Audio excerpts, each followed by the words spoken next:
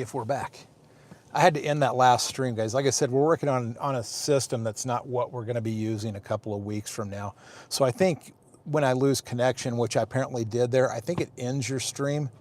So rather than just go on with that, I ended it and started a new one. I don't know if that's the right thing to do. We're going to find out here in just a little bit.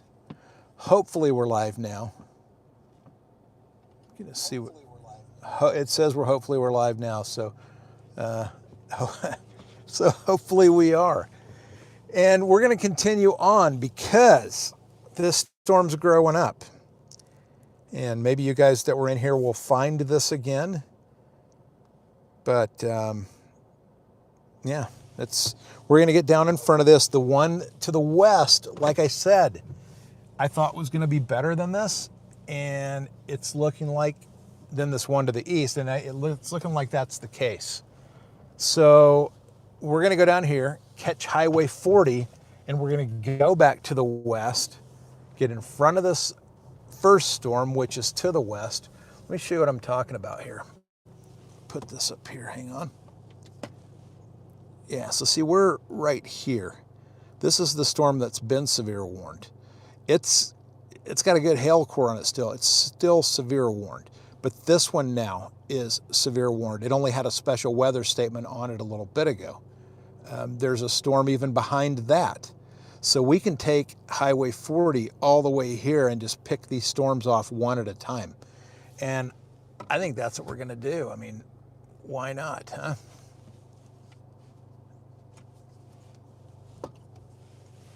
So let's continue on and see what happens with this. Maybe we don't lose the stream again. That would sure be nice.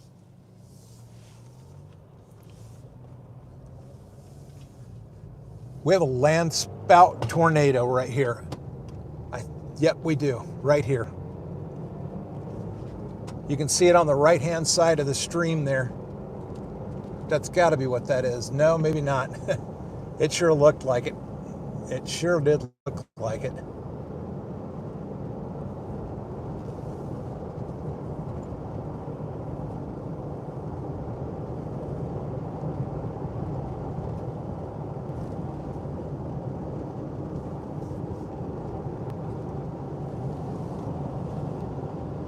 If it was short-lived. It was just there and gone.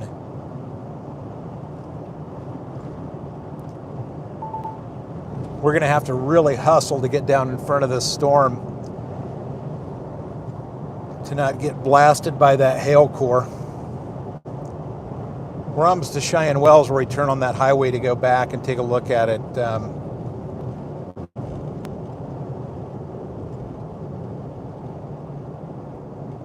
And that wind, that was crazy wind.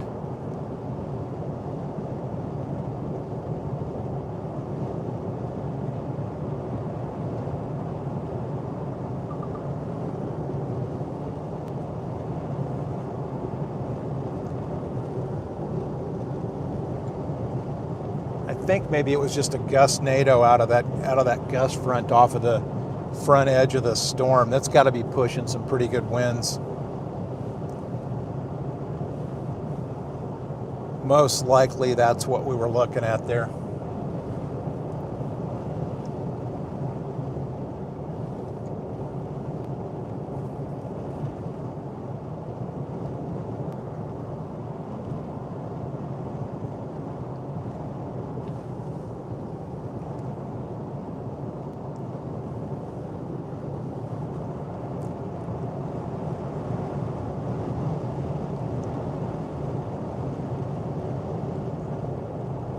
That wind has really picked up the front edge of this storm.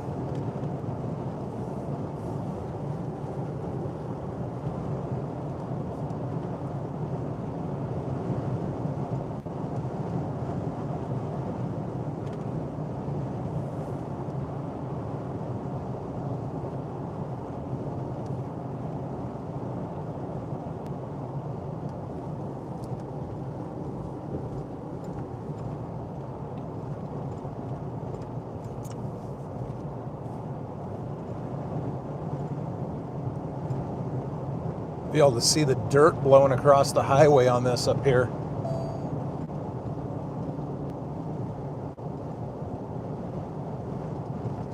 We're just about to get blasted by this dirt out of this freshly plowed field.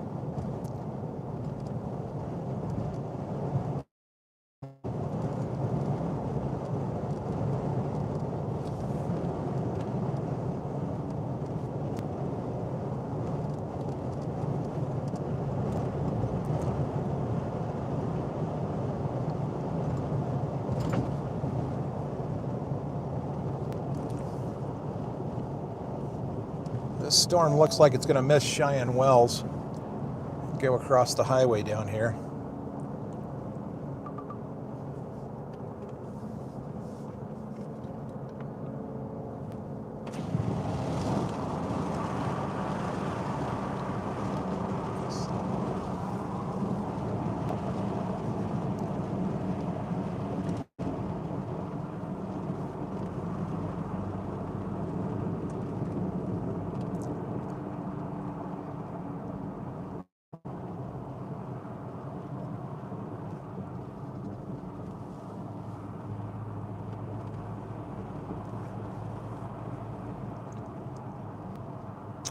All three of these storms now are severe warned. Probably with similar warnings.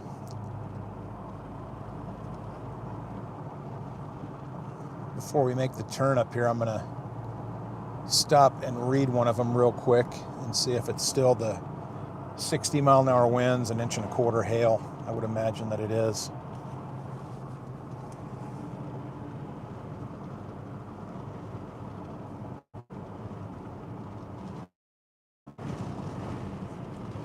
Yeah, 1.25 inch hail, 60-mile-an-hour winds.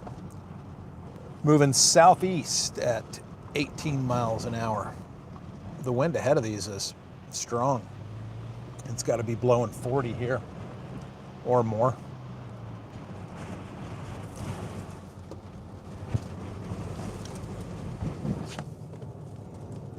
Just took a face full of rain with that window down.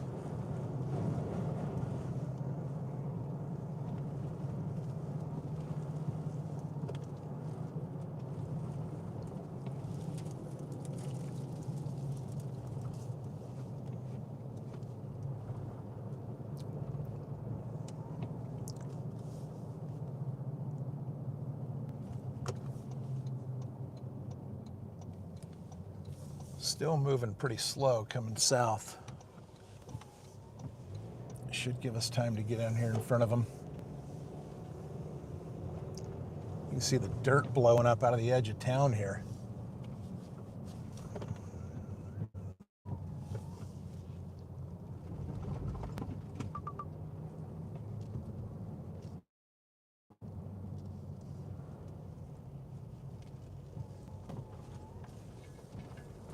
Give you an idea right there how strong that wind's blowing.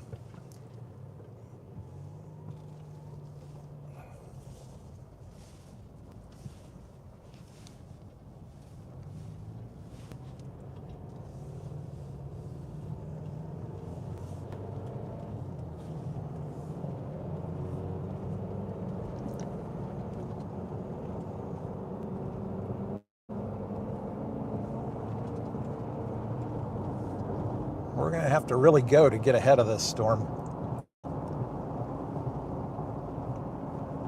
This first one, anyway.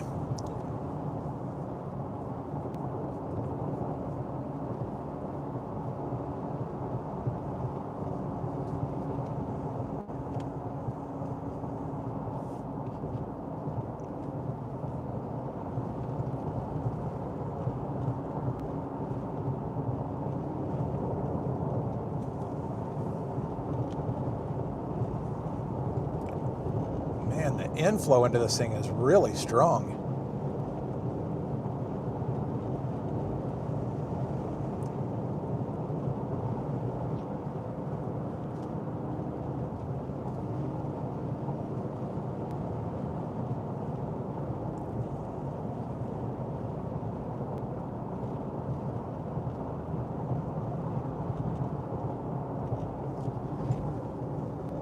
You can see the rain shaft out of that storm. Still back off to our north. That's coming south straight at the highway, actually south and east just a little bit.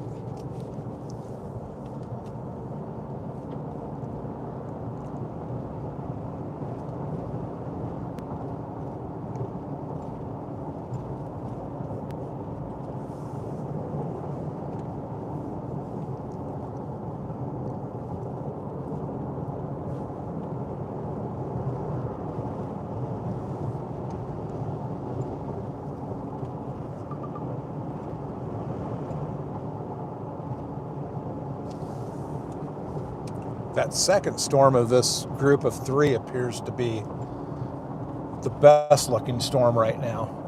I think it's growing and could be pretty good by the time it gets down to the highway here.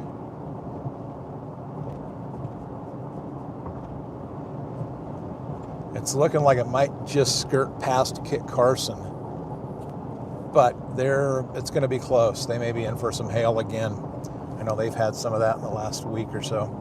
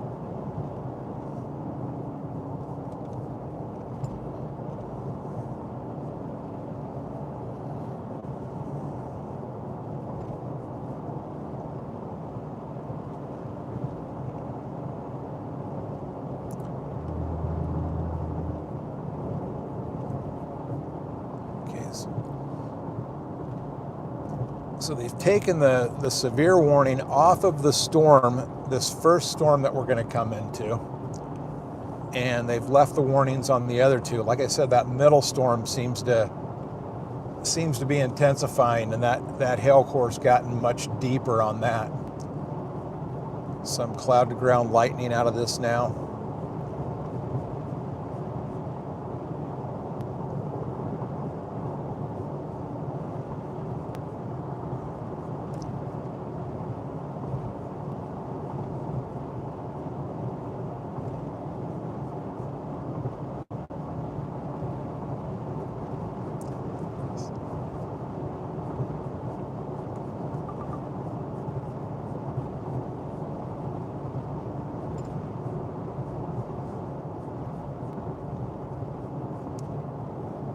We're barely going to skirt by the hail core on this thing, I believe. Once we get past this, we should have a good look at that second storm.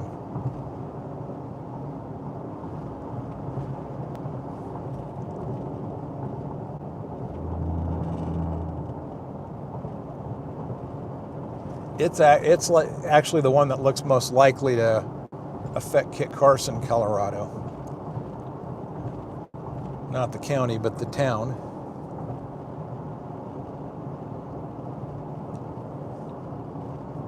So unfortunately, they may get two of these storms. They may get clipped by this first one and then directly affected by the second one. Hopefully not, but that's kind of what it's looking like. They just put a severe warning back out on this storm that does include Kit Carson.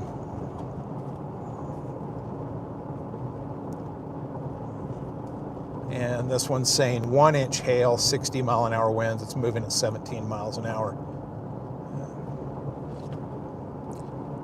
So if you're in Kit Carson, you have got not one, but two severe thunderstorms bearing down on you. The first one with 1-inch hail, and the second one is warned for 1.25 inches. But from the looks of the hail core, I'm going to guess it's more intense than that.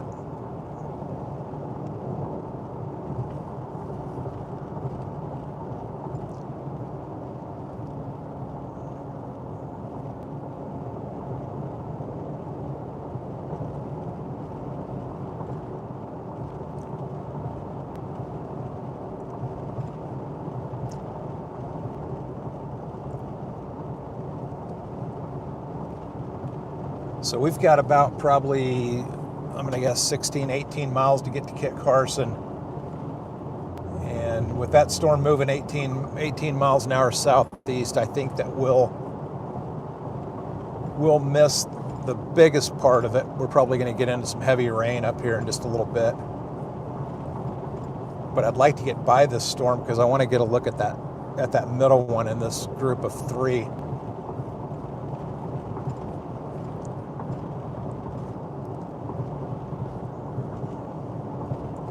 But again, if you're in Kit Carson, Colorado, you've got 2 thunderstorms headed for your little town.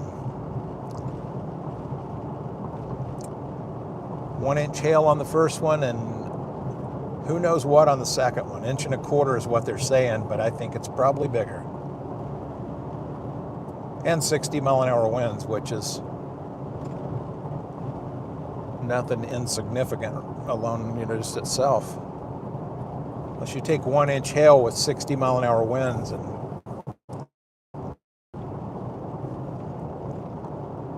that can damage a lot of stuff, cars and siding on homes, windows, roofs.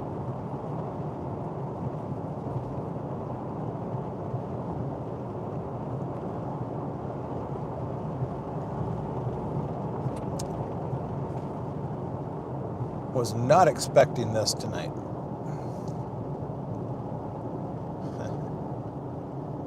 Where I really expected storms to fire were up near the McCook area, and that's in fact where I was setting when these things just kind of came out of nowhere. And I'm looking at the radar back up at the McCook area, and there's nothing up there, so would much rather be down here.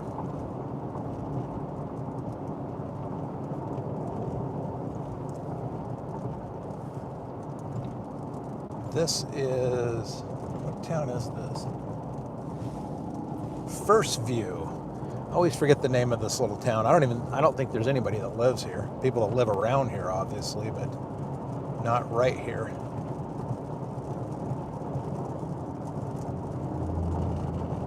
Some pretty good CGs over there out of the front edge of the rain shaft on this storm.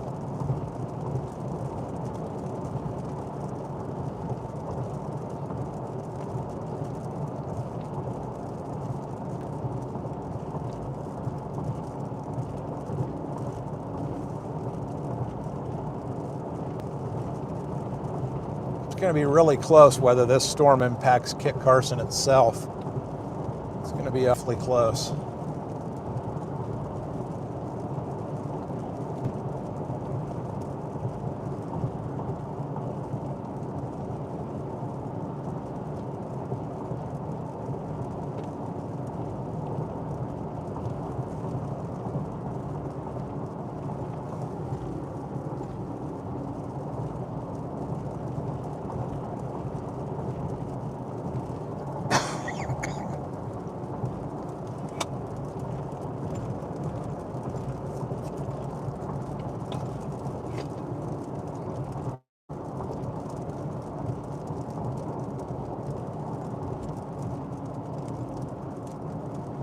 This highway starts to drop a little further south right here. That should keep us out in front of this storm. I think what we'll do is we'll get past this, maybe get through Kit Carson, and then find ourselves a little, there's actually a highway. Highway 59 runs through there, I think back up to Siebert. We might actually kind of set up there and at least watch that second storm come in, and maybe be able to watch this first storm as it just kind of clips the edge of town. They've issued a new warning on that second storm, it looks like. And I'll get a chance here, maybe I'll check it out and see what that is. I want to see what the new hail size is, if they did issue a new one. Yeah, and like I said, it was bigger. They had it warned for 1.25 inches a little bit ago. Now it's 1.75, and still with the 60-mile-an-hour winds. So that's much more significant.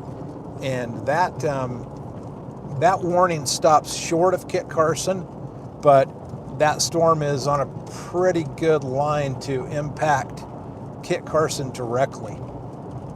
So if you live in Kit Carson, I would be watching the sky, watching the weather, watching me, and I'll let you know where these are going. Because the hail core on this front one is intensifying now. I'm gonna guess it's probably 1.75 inches now.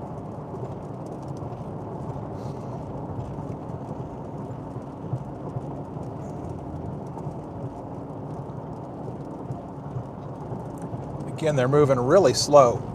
I didn't see that second one, but I'm going to guess it's probably under 20 miles an hour that it's moving to the south and east. And there is a severe thunderstorm warning on the third storm that is, I think, coming out of, I believe that is Araba, just south of I-70. And it's going to run the same kind of line that this one does. So it'll impact Highway 40, just like these are about to. Again, I think Cheyenne Wells is going to miss all of this. Kit Carson, unfortunately, looks like it will not miss them.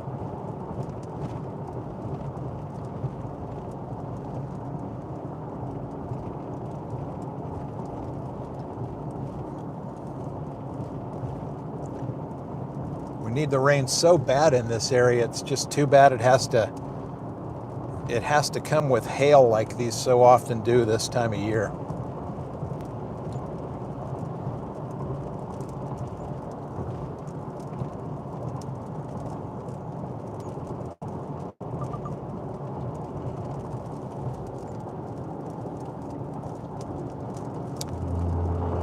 Hey Aaron, how are you? I just noticed you in chat. I have a bigger screen so I can see the chat sometimes. So the chase is going well. These three little storms that are coming out near Kit Carson, Colorado. There's two of them that look like they're going to impact the little town itself, and 1.75 inches hail if you haven't been in for very long, and 60-mile-an-hour winds, so that could do some significant damage. The stream wasn't going so well earlier because we lost connection and totally dumped it, so I had to restart the stream, but little issues we have to work out. He said coming up in the next 2 or 3 weeks, hopefully we will have that solved, and when we drop streams, I mean, when we have interruptions in service, it won't be a drop, but rather just be like a temporary hold, and then we'll resume where we left off. So that is coming. Fixes and changes are coming.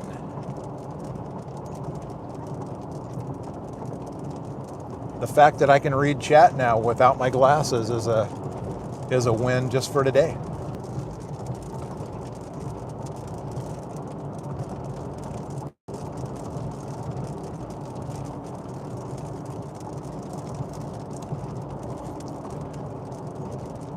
We get down to Kit Carson, we're going to stop here and I'll show you guys the radar again, because this hail core on this first storm, it's the one furthest south and east, looks to be expanding a little bit, which gives it probably a better chance of impacting the town of Kit Carson.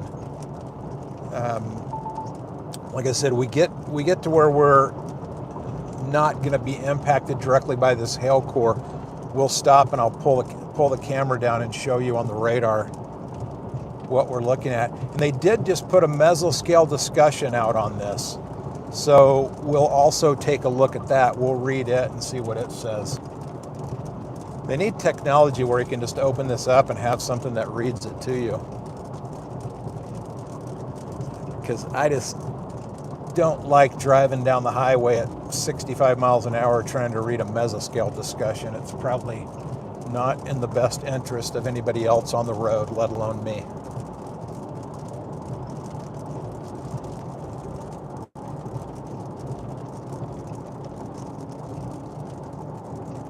Braden says, you know Twistex. No, I don't know Twistex.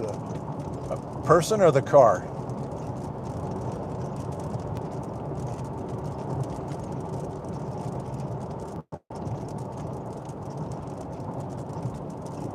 Both. No, I don't. I have met Reed Timmer a few times, and actually had a guy ask me the other night. We were photographing some lightning out on a county road, and he stopped and thought I was Reed Timmer. So I guess, I don't know, maybe you take that as a compliment, I guess. Or maybe not, I don't know.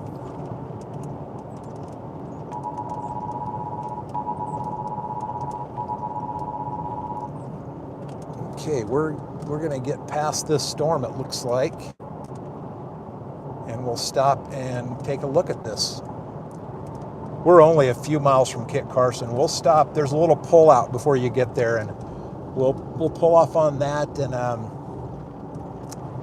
man, the radar makes it look like this first storm is going to impact Kit Carson. The sky is making it look like it's probably not.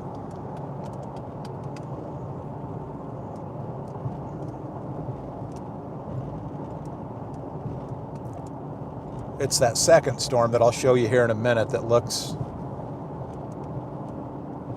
probably the most likely to get them.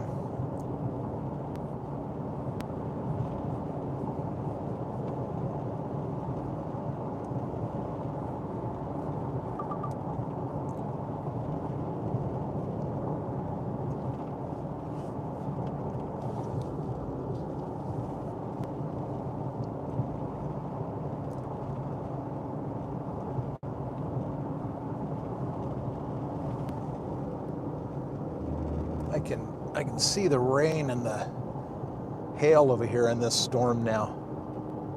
It looks pretty intense. That's some pretty good hail, inch and 3/4 in there. That will do some damage, especially when it comes with 60-mile-an-hour winds. We're just a few miles from pulling over up here, guys, and taking a look at these storms. They've removed the severe warning off of the third storm. It looks like these first two are, I wouldn't be surprised if these guys don't get together into one storm here in a little bit, and as they continue moving south and east. If that happens, we may just grab 287 south and follow along with both these storms, or with the one that becomes out of these two. We'll see what happens.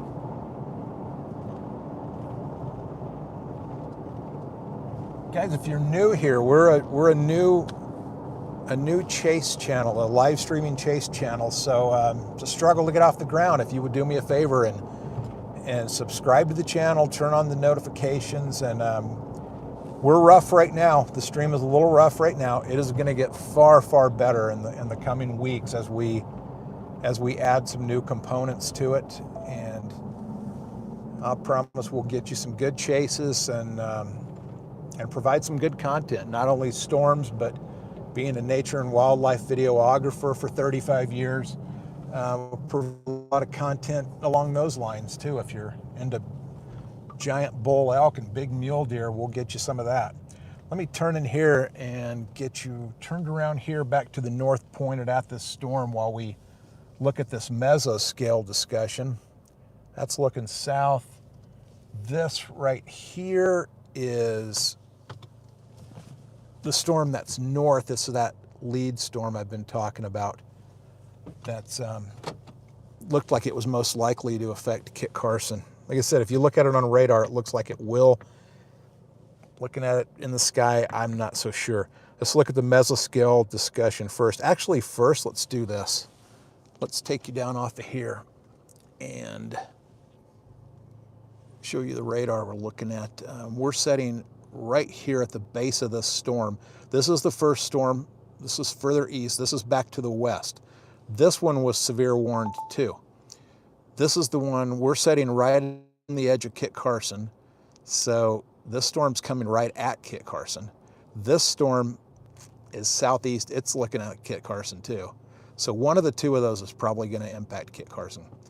Let's put you back up here something better to look at than my finger there, and I'll read these real quick, and we'll see what we decide to do. The mesoscale discussion is East Central Colorado, West Central Kansas. There is a watch unlikely, they're calling it. Apparently they'll just issue warnings, I guess. Thunderstorms will pose a risk of severe wind gusts and large hail during the next couple of hours. There's a new warning there. We'll look at it in a second. Several thunderstorms recently intensified along a surface boundary in a zone of enhanced low-level convergence. That's the storms we're looking at now.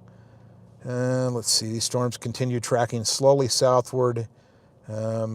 Deeply mixed PBL, isolated instance of large hail be possible with the longer-lived supercell structures. And these are longer-lived because we've been following them for almost an hour now. So let's look at the severe warning on the first one. And it is for 1.5 inch hail now. 60-mile-an-hour wind gust moving at 13 miles an hour, so it's much slower now. Let's see, a severe thunderstorm warning is in effect for northwestern Cheyenne County. Severe thunderstorm located 7 miles north of Kit Carson. So it's 7 miles north, it's moving south and a little bit east. Hopefully it skirts by without hitting town. They're saying ping pong ball sized hail and 60-mile-an-hour winds. That is enough to do some significant damage. That backstorm has backed off the hail core. It is still warned for 1.75 inch hail and 60-mile-an-hour winds, but I have a feeling they're going to reissue that. It expires in 10 minutes. I think they'll probably reissue that and take it down a little bit because the hail core looks to not be as intense. But that's what these things have done. They've gotten strong, then they've weakened, then they've strengthened. So you can see right there, the black in this purple hail core right here, that is much larger hail. That's probably 1.5 inches, 1.75 inches. This one lost all the dark black, and it's not as intense, but it's still got some good hail in it. So I'll put you back up here, and we're going to decide real quick what we're going to do. I think we might just sit here and watch this storm come in.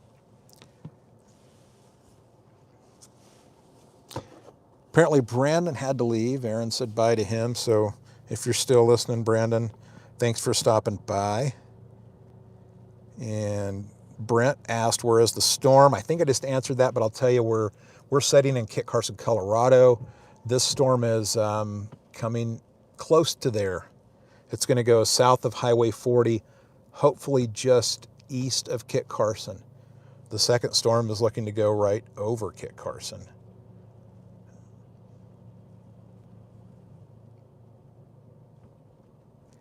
Oh, okay. So yeah, Brandon was asking about Twistex. I don't know why that didn't.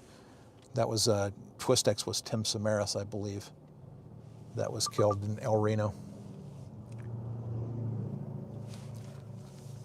Sad day.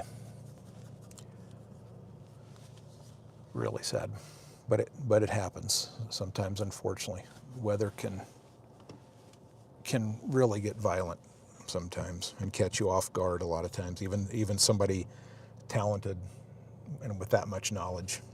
Obviously far more knowledge and talent than I have.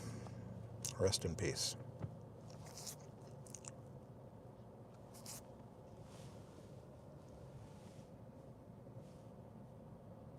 Tell you what, let's go up here and take a drive through Kit Carson, the little town, and get up on, we're still on 40. We'll go through Kit Carson, we'll stay on 40 and go a little bit west and have a look at this storm as it hopefully goes by town and not through town. And then we'll be in position to go and get in front of that second storm that is taking a more direct path towards Kit Carson.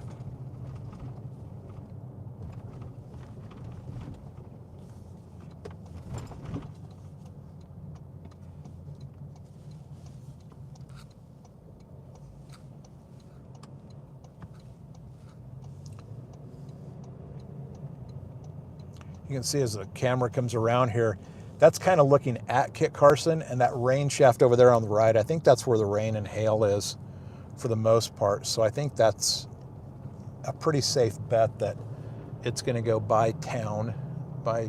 That's the looks to be the worst of the storm right there. So it looks like it's going to slide by and spare these guys.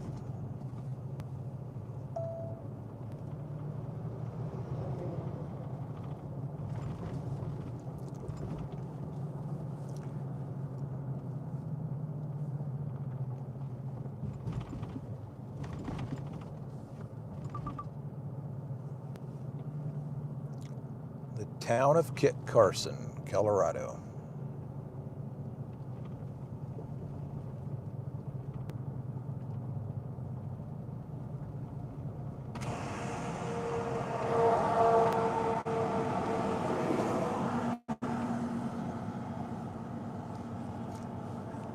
Not a whole lot of places. We're going to go by and take a look, if that's what I think it was.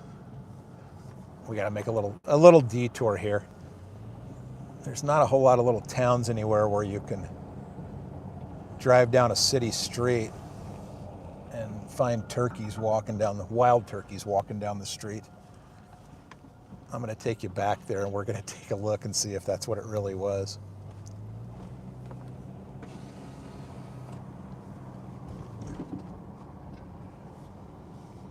As a wildlife photographer, I'm easily sidetracked by this kind of thing. I don't know. Hey, it is turkeys. All right, we'll see if we can get up here and get you out the window. Ah, look, they're in that guy's yard.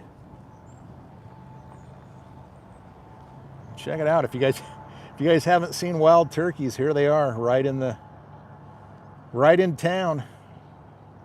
1, 2, 3, 4, 5, 6, 7.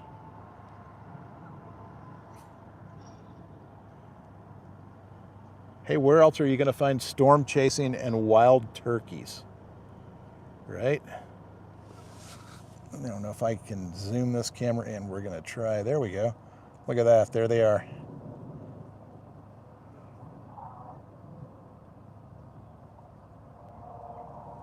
Interesting. I can hear the thunder in the distance as the hail bears down on town and we watch turkeys. That'd be kind of cool if we could get one of them to gobble. But anyway. So anyway, I guess that's enough turkeys for the day. I did not think we would be looking at turkeys. You guys better take cover. There's a storm coming. I don't think they care.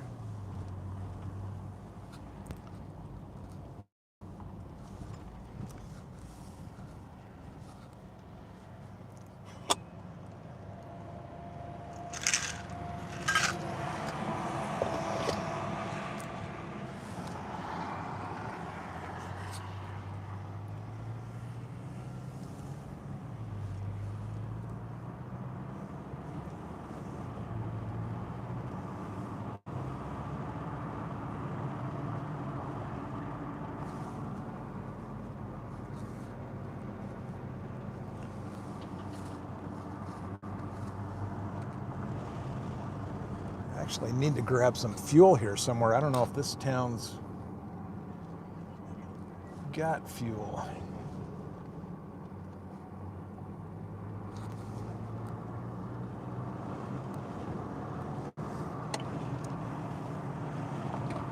Go up here towards the outskirts of town. I'm not sure if they have a fuel place here. They about have to, right?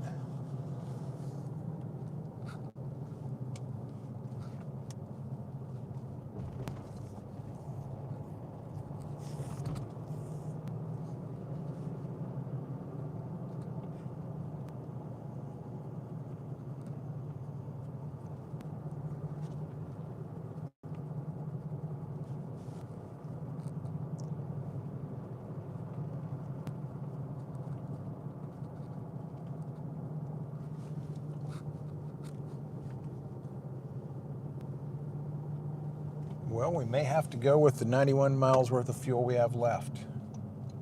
Just if we have to turn south, that might not be enough.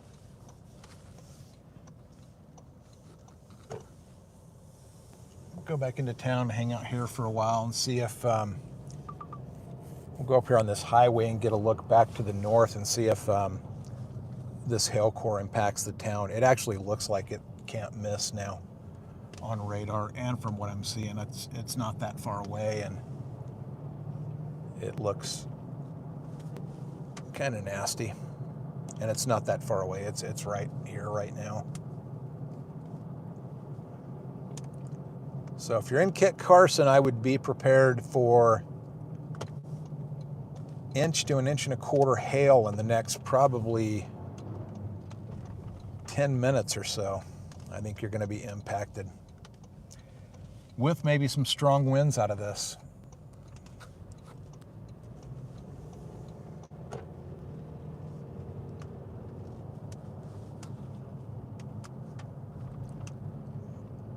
This is the highway that runs directly north out of Kit Carson. We'll go up here and take a look at the hail core of this thing coming in. I mean, it doesn't look that bad, but on radar it says that it's worse than what I'm seeing.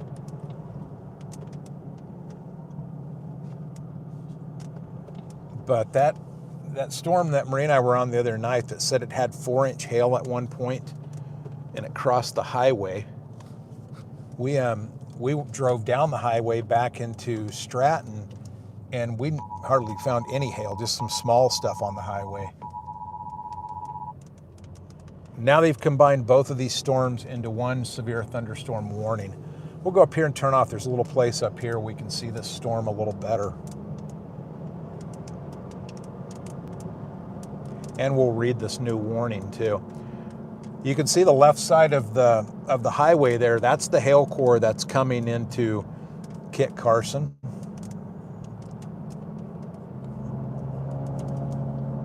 And I would say is not that far away, maybe a few miles at the most.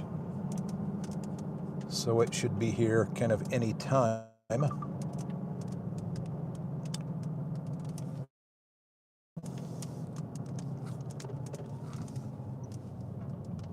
And Maria is back.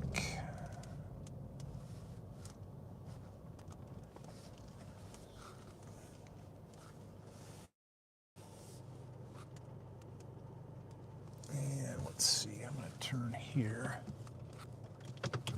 back in and get you a better look at this. Actually, let's go right down here and do it. Just saw another pull off across the highway here. And then we're going to bail on this. We're going to go a little more west and let it pass Kit Carson, and we'll kind of monitor it as it comes through Kit Carson.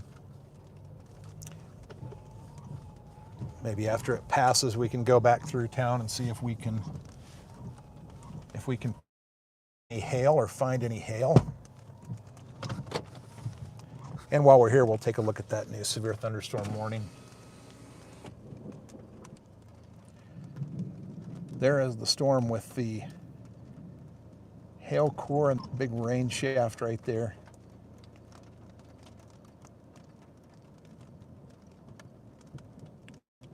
It's at about 3 miles or so from Kit Carson.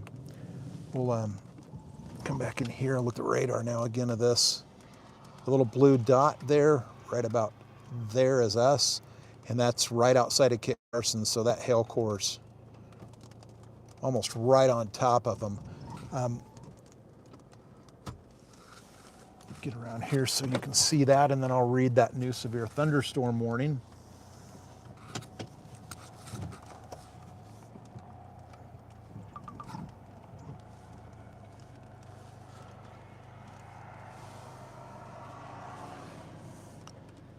That severe thunderstorm warning. Maria says she sees Frank Welch in chat. Frank's a good friend of mine from a long, long time ago. Frank, how's it going?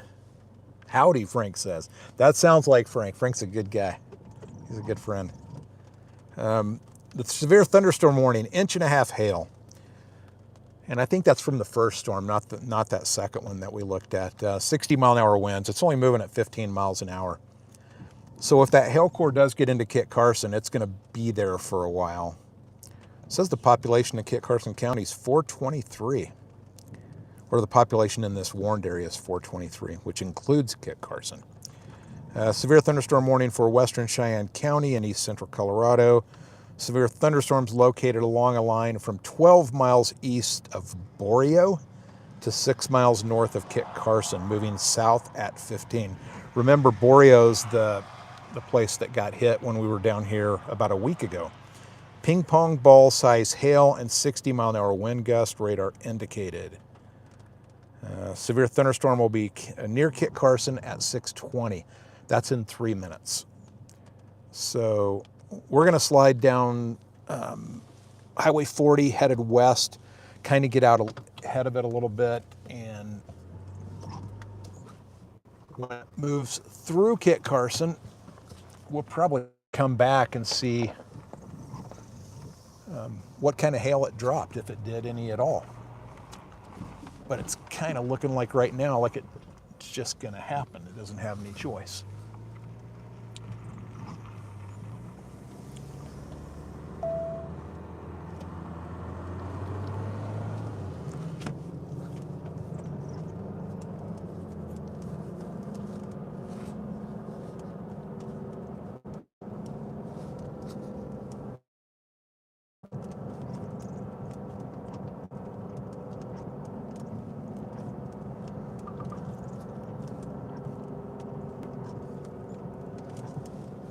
So Kit Carson, Colorado, if you live there or nearby, you should get ready to be impacted with 60 mile an hour winds and 1.5 inches hail.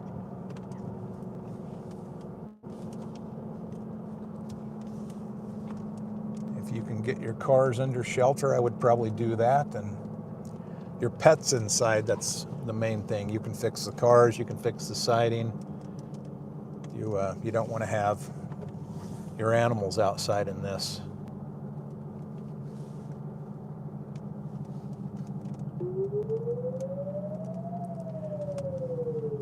Hey Frank, were you here a little bit ago when we found turkeys in the town of Kit Carson? We were looking at those. It's a ping pong ball sized hail and turkey chase today. Wild turkeys.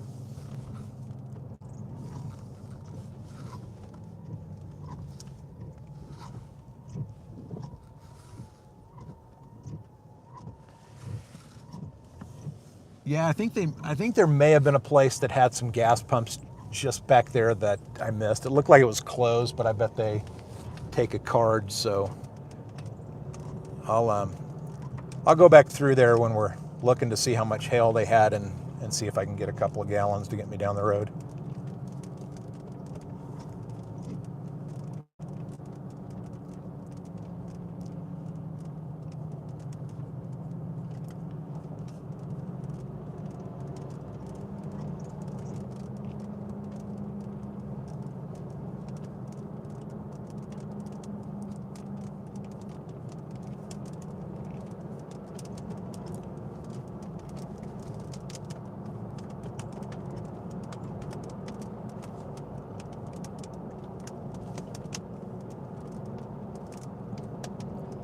Boy, that hail core is just right there. It's just almost to the highway, almost right to where we're driving right now. We're going to get up here a couple of miles so we don't take too bad of a beating, and we'll turn around and take a look at this. We'll find a county road to get off on.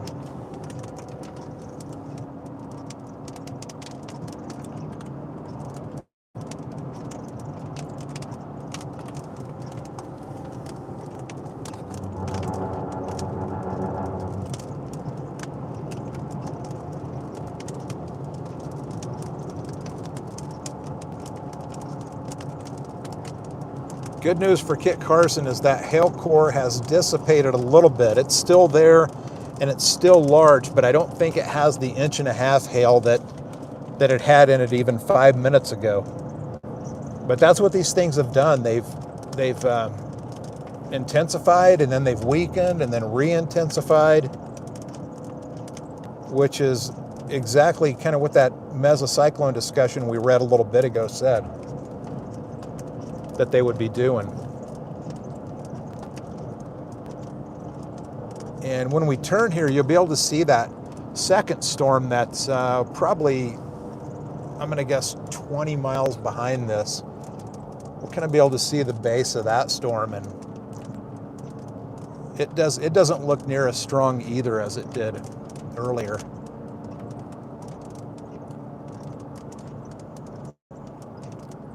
We're going to catch this next county road and take a slow turn and look at both of them. And then I'll take you off the dash and show you the storms on radar again that we're looking at.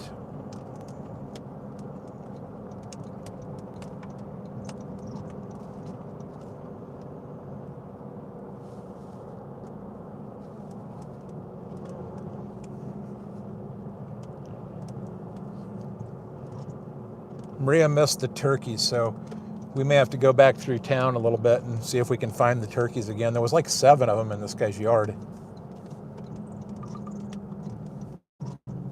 Only in Colorado or Kansas could you find turkeys walking downtown, down a street right in the middle of town.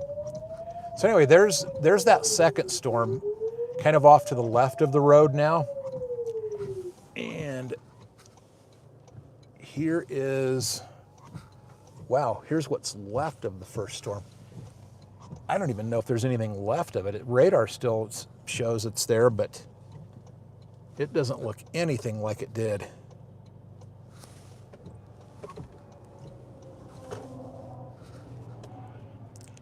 I was trying to turn that turn signal off, and I was just turning the wipers on and off. That's what happens, I guess, later in life.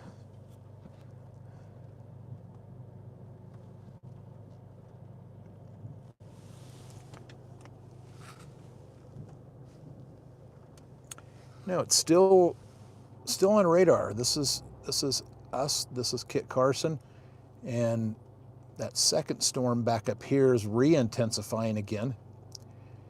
And it still looks like it's going to go right through Kit Carson, although I don't think it's going to be as bad as what they had originally said. See if we can regain focus on that camera.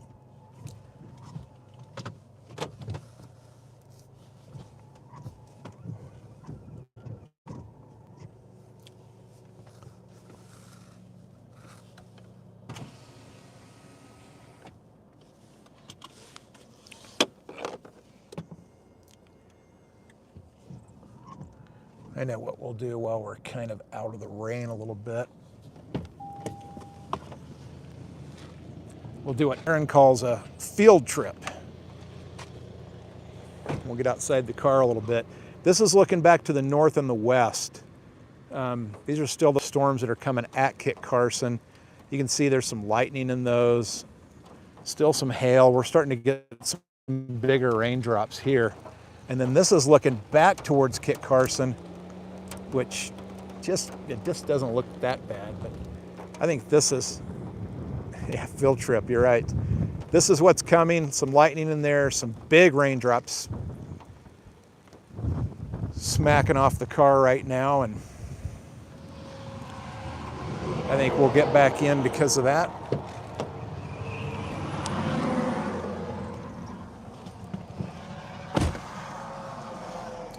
And again, that's what we're looking at as far as those storms coming in. It's going to go right through Kit Carson.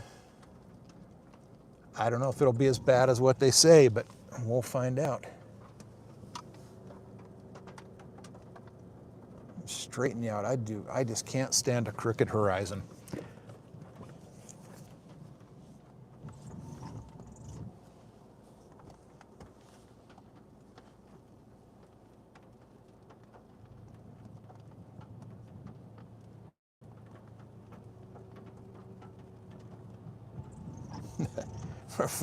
Frank says you're in the middlest of nowhere you can get earlier. I missed that. Yeah, it's about the middlest of nowhere out here.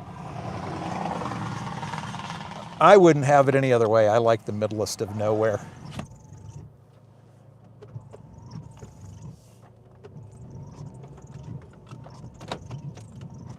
Let's go up here and we'll just try to find a place we can pull off.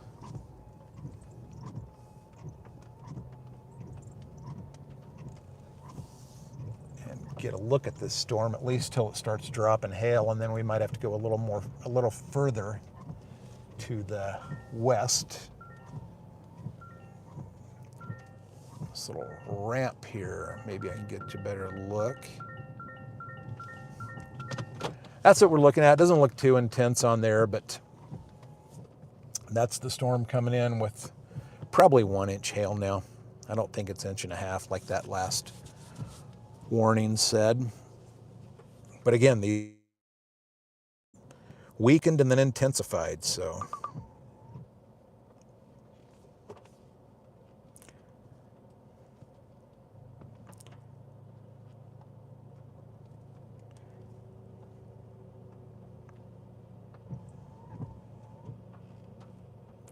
Look at the hazardous weather outlook that is still out. It was issued 4 hours ago. It expires in 20 hours. It's for portions of central, east central, south central, and southeast Colorado this afternoon and tonight. Isolated to scattered showers and thunderstorms anticipated across the higher terrain and nearby adjacent plains this afternoon through the early evening, which this is, I don't know what time it is. It is 6:30, so I would call this early evening.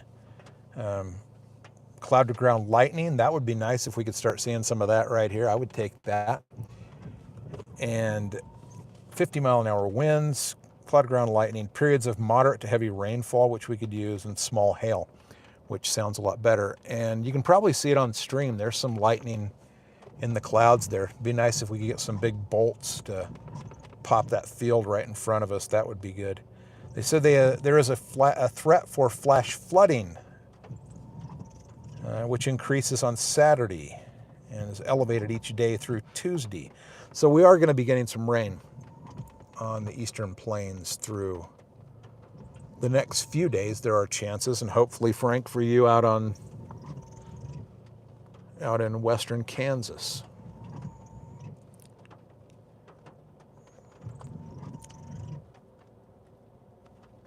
The mesoscale discussion, several thunderstorms intensified. We read this earlier along a boundary. The thunderstorms will pose a risk of severe wind gust and large hail during the next couple of hours. And that was issued just a bit ago, like an hour ago. They're saying a watch is unlikely. I don't think they're expecting it to be too terribly. Although if you're getting pounded with 1.5 inches hail and a 60-mile-an-hour wind, I would consider that severe enough.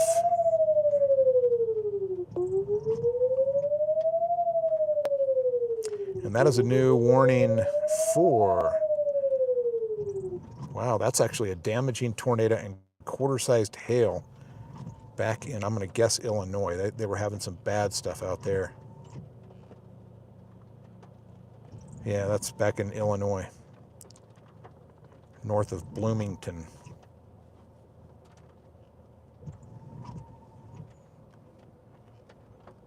I don't think we can get there in time. It's a long drive. So we're going to have to stick with what we've got. Good news for Kit Carson is that hail core has really dropped off the radar. I mean, it's much than it was.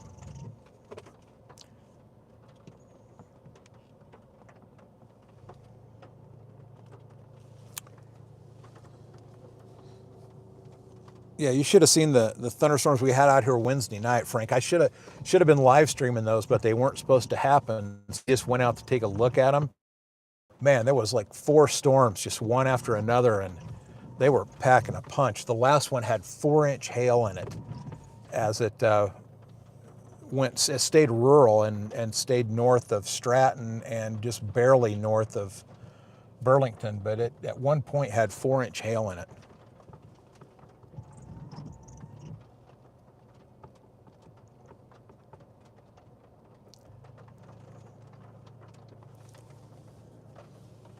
Be nice to get some really good lightning out of this. We could. A lot of times as you get towards evening on these storms, they'll start dropping some pretty good CGs. And if not, there's always the turkeys. We can go find those.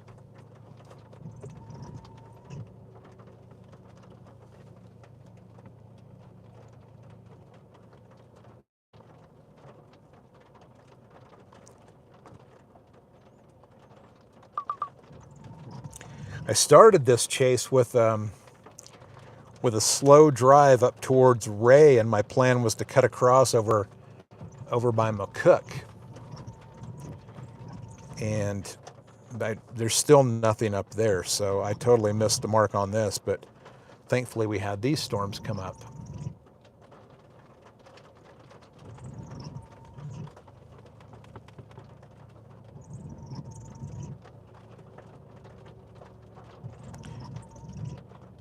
Nebraska was supposed to be pretty active today, but it's looking like the only real storm in Nebraska is up around Gering. I think it's how you say that. Scotts Bluff, that's easier to say.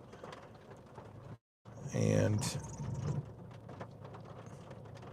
it's a small storm. It's kind of like this one. It's under an inch on the hail and 60-mile-an-hour winds.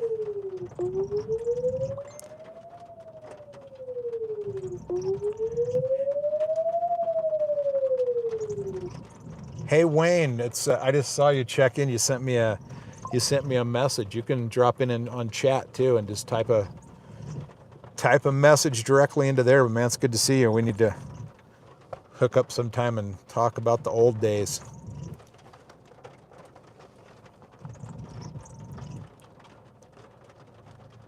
Hope you're doing well.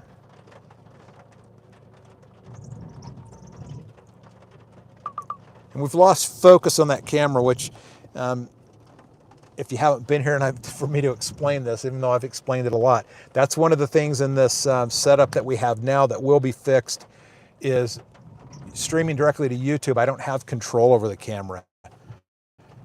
That will change when we start streaming through a computer, a second source before it goes to YouTube. I'll regain control over the camera. But without that, it'll focus on the raindrops on the window. So I'll have to take it down. I can go over here, get it to refocus, bring it back, and if I run the wipers hard enough, we might be able to maintain focus.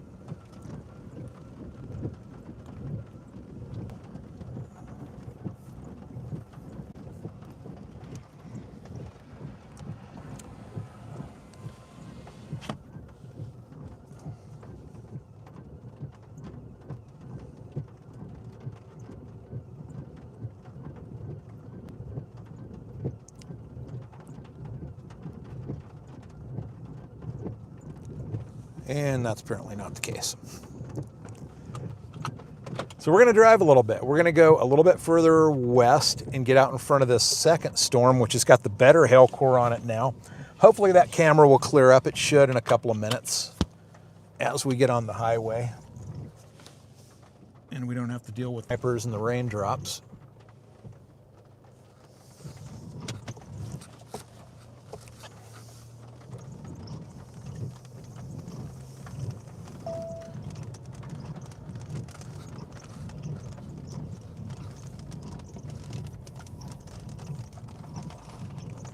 But the storm coming into Kit Carson just totally fell apart, at least from a hail perspective. It's just rain for them, and now I don't expect it to be any more than that. So I think that they're just going to get a little bit of the rain that they need. The turkeys are just going to get wet and not pounded upside the head with hailstones, which I know deep down we're all concerned about the turkeys. So we're going to get out ahead of this second storm, and you can see it's still got a pretty good hail core on it, probably 1.25 inches, I would bet, if we knew. And you can see that shaft of precipitation with the hail in it that's off to the right of the road there. Let's straighten you up again because I do not like crooked horizons.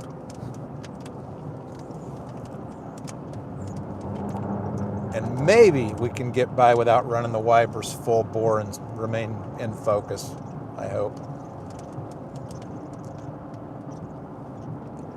pretty shafts of light coming through right down the roadway here.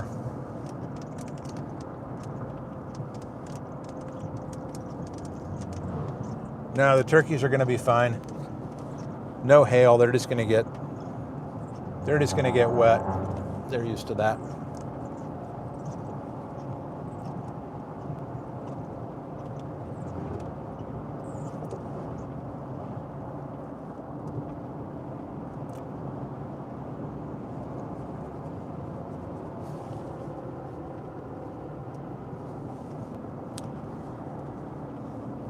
As like I said earlier, if you guys would give a like to this video, to this stream, and subscribe to the channel, turn on the little notification bell.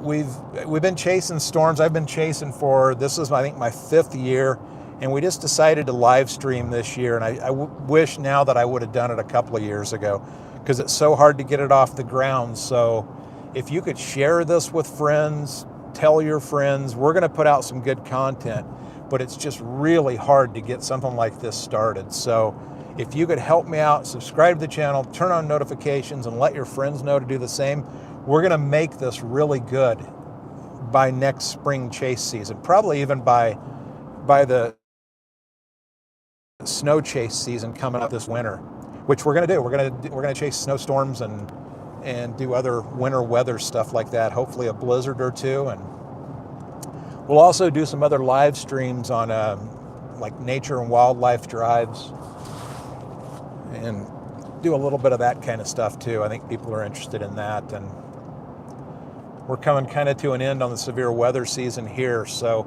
we might not get a whole lot more thunderstorm chases in, although I think there will be some. And even on little stuff like this, I'll get out as often as I can and try to get the word out and just refine our equipment and technique and my skills, because it adds a whole nother layer of, you know, when you're reading radar and looking for stuff to photograph, and then you add the live streaming part into it, it just is an awful lot to juggle. And I have a new respect for the people that I know that do this, and that I watch on TV that do this, and because it is pretty complicated. But we'll get it right in the end and put out some quality content.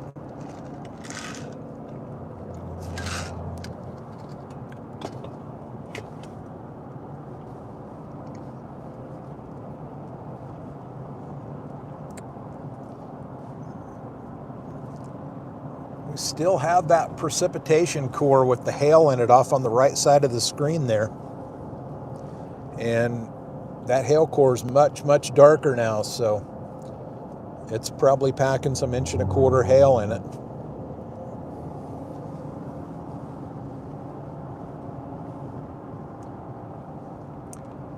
Maria says, I'm doing great, thank you. She doesn't get paid to say that, but she just is nice. And she loves me, so.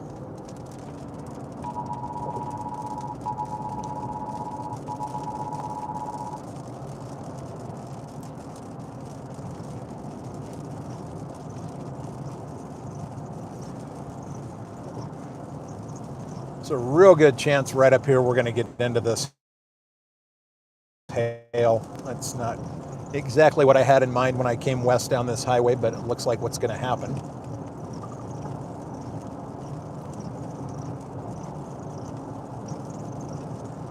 At least if we get in hail, I just hope, at least if we're going to go to that extreme, I hope at least it's in focus while we're getting hailed on.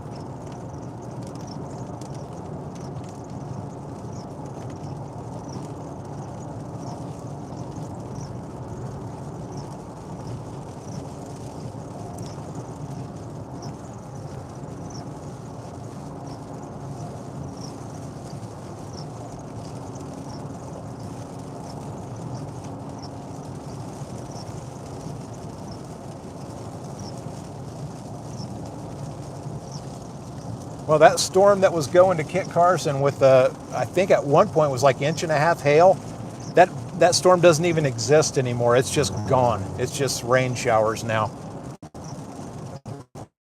And I would about bet that once this one hits Highway 40 and that one that's kind of developed behind that, I would almost bet they both do the same thing. These are just going to be short-lived and hopefully just give these guys some of the rain that they so desperately need.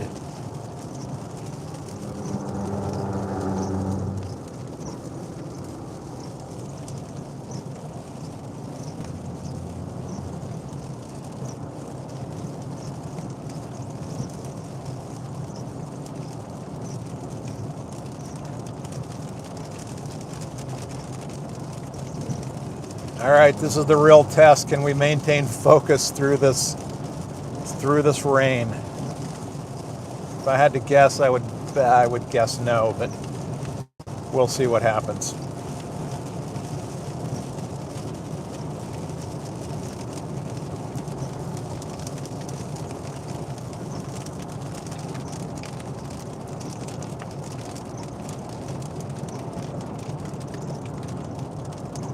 Hey Frank, if you're still in here, have you been out to Cedar Bluff, the reservoir?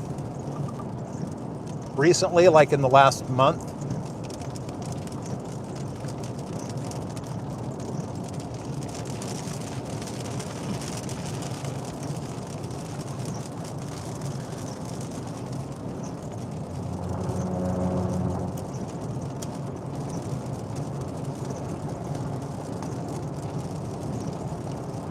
Boy, some strong winds ahead of this storm.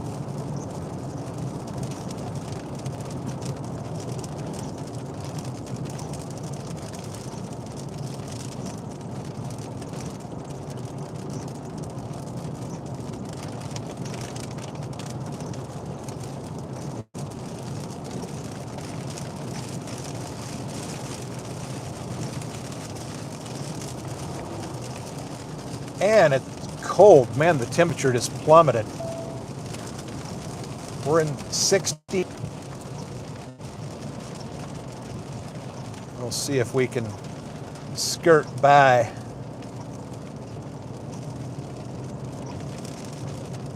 Without taking too much hail.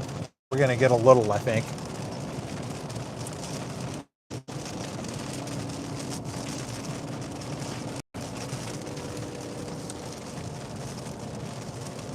If you guys are looking for a radar app so that you can look at weather around your home and when there's severe weather around you, check out the WeatherWise app.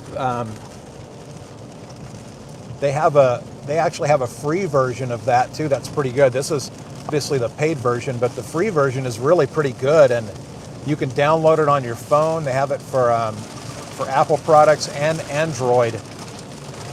And with just a little bit of work on it, you can figure it out, and you can see the weather in, but it'd be really good, handy to find out what's into your direct area. Wow, it is really coming down now, and that wind is strong.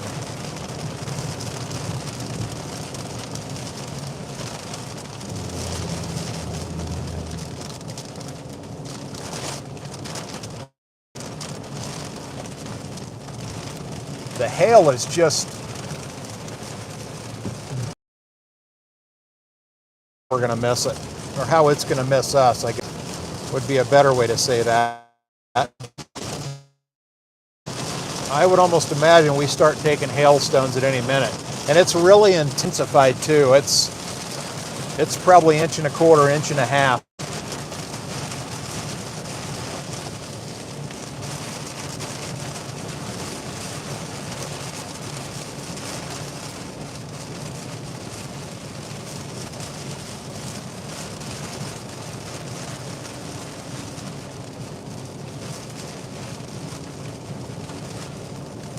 Oh, Maria said Frank said BRB, and I saw that earlier, and it takes a little while to register in my brain that means be right back, I think. So I need it spelled out for me. Or I need to go to a modern language class, I guess. I don't know.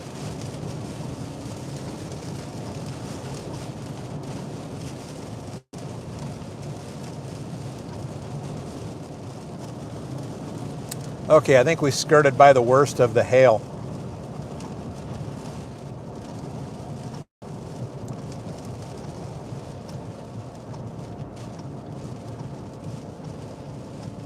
Okay, we can turn, we'll find a county road right up here. We can turn back and look at this storm back to the north and back to the east as it goes across the highway right behind us. Maybe off of this one we can go back and find some good hailstones, because it looks like there's that bigger part of that hail. I'm going to show you in the radar in just a minute that's about to cross the highway, that just about crossed right over our car.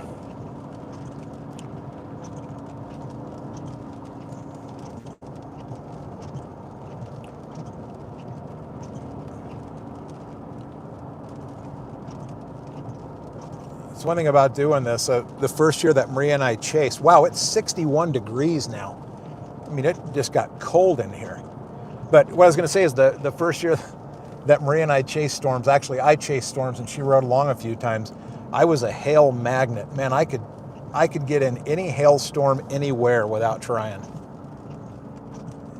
And learning how to read radar helped me navigate that, and I'm much better at it now. It's getting close, but staying just on the outside edge. But sometimes you do get caught.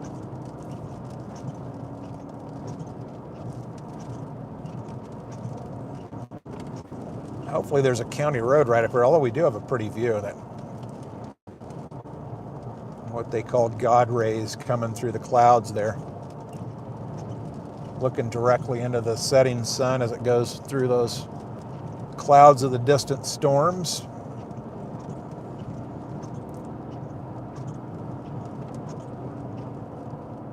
And when you're not looking for a county road, there's one every mile, and when you do want one, there's not one to be found.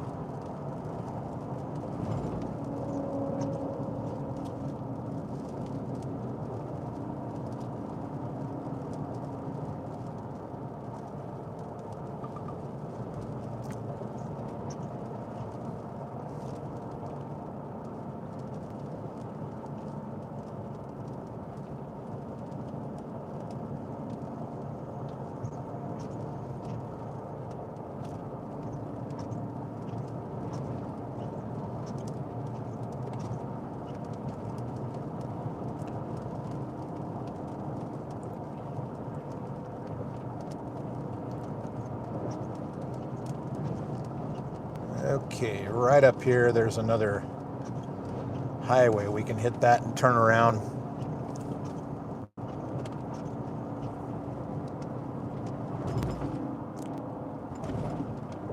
Man, that hail core just kind of stalled out. It's not even to the highway behind us yet.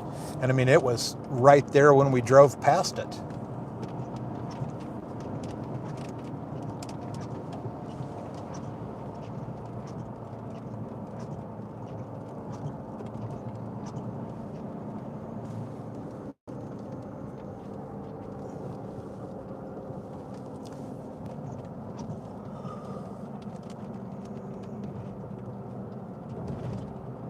Okay, Highway 94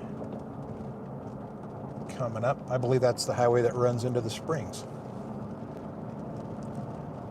from down here. Ooh. Okay, we got to turn and look at this. Hopefully we up here. I think if I remember right, there's a pull-out that's really nice.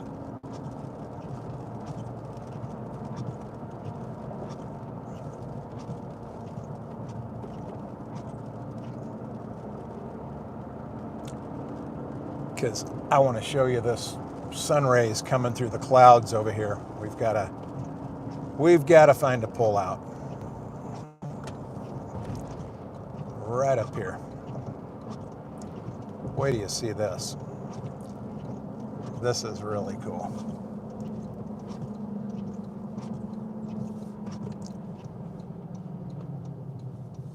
All right.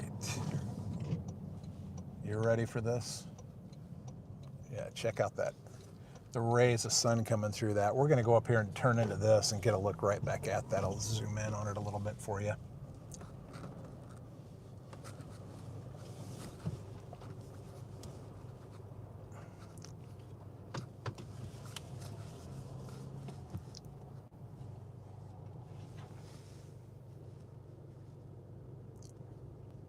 that's really pretty.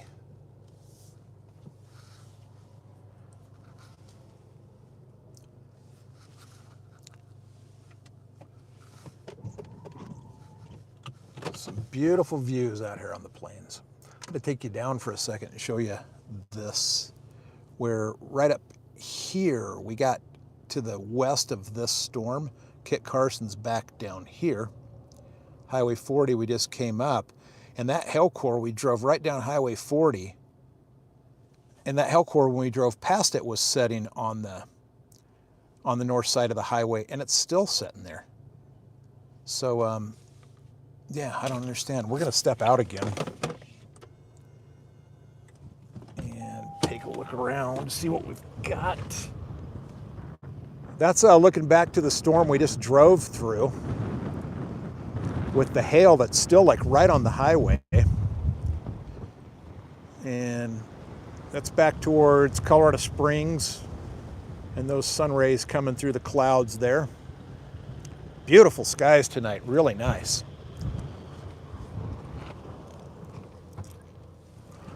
It is cold. It's 59 now. Wow. And there's what's remaining of that storm. That the hail is right on the highway now.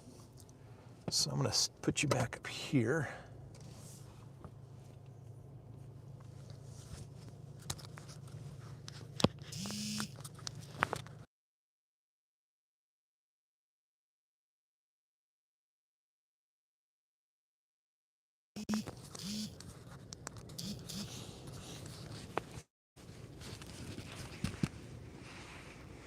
Microphone issue there, sorry. I think the audio is back. It went away for a second.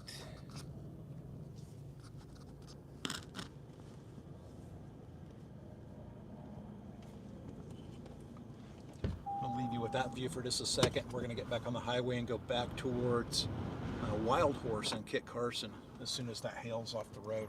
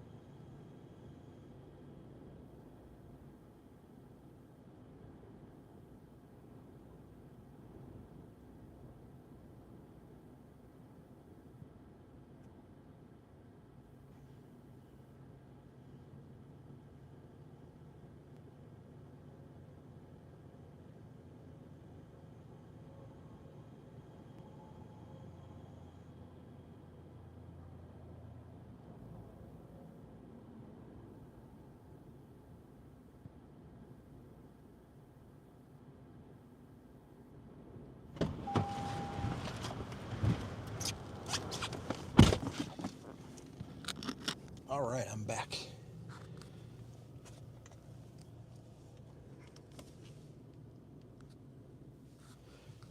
Man, the outflow from that storm at 59 degrees and 50-mile-an-hour winds.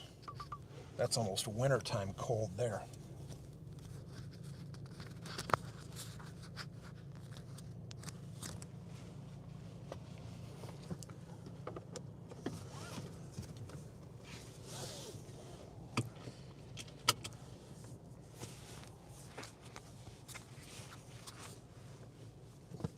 We're going to spin around and look at this. That hail core is really expanded in size,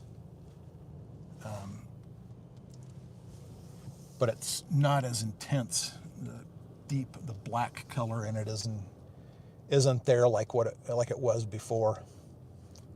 And there it is right there. That's looking right down the highway. You can see those guys driving right into it. They don't have any idea, I'm sure. Like I said, get yourself a radar and learn how to read it for when you're traveling, when you're at home. It's just good to know. They're going to be fine. I mean, I'm sure it's probably only a half-inch hail at the most, but it still would be nice to know, I would think, if you were driving into it. Well, I'm going to turn the heater up and the seat heater on.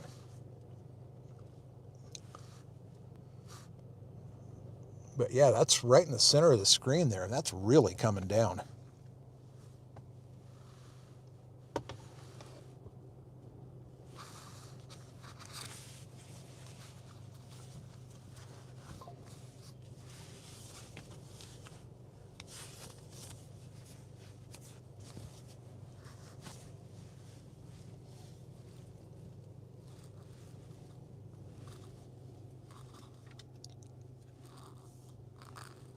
back up here and show you what I mean about that hail core.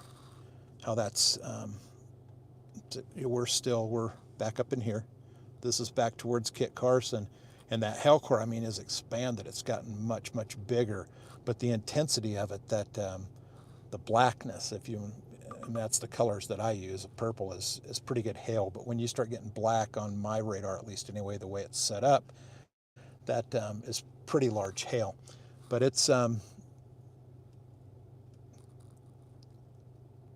is pretty intense still, probably in there with 60-mile-an-hour winds.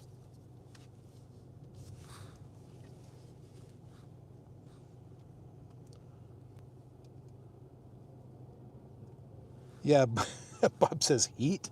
Yeah, it's 59 degrees where I'm sitting here, Bob, and the wind's blowing about 50 miles an hour.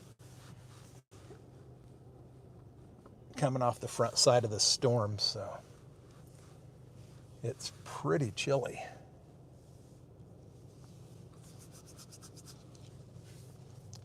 It's a big hail core. That's a lot of ice dropping from the sky, and that's what it'll tend to do, is cool the air a bunch.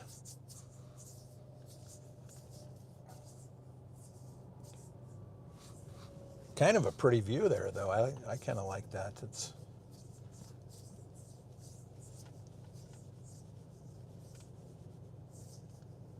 some good bolts dropping from the sky would even make it better. Let's look at the severe thunderstorm warning that's still on that for another, let's see. I can't find when it expires. It expires really soon, I know that. I have a feeling they'll reissue it. Severe thunderstorm warning remains in effect until 7:30. Wow, that's another half hour. That's surprising. Southwestern Cheyenne County in east central Colorado. Severe thunderstorm 12 miles west of Kit Carson or 32 miles south of Flagler, moving south at 15. So this had to be just issued a little bit ago. Yeah, 6:49, 10 minutes ago. So I didn't notice, but they had reissued this. Again, 12 miles west of Kit Carson, 32 miles south of Flagler, moving south at 15. Ping pong ball-sized hail, which I don't think is any longer the case. It did have it on there 10 minutes ago. Yeah, people and animals outdoors will be injured. That makes total sense. So bring your pets inside when it does this. They don't want to go through that.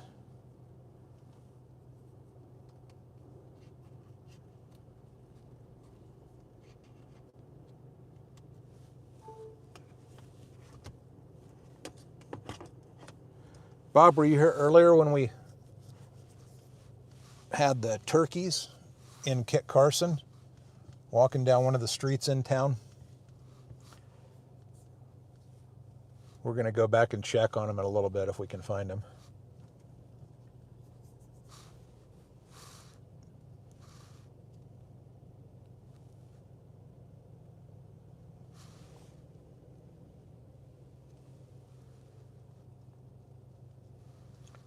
Boy, that is an impressive rain and hail shaft we're looking at. And Bob was here for the turkeys.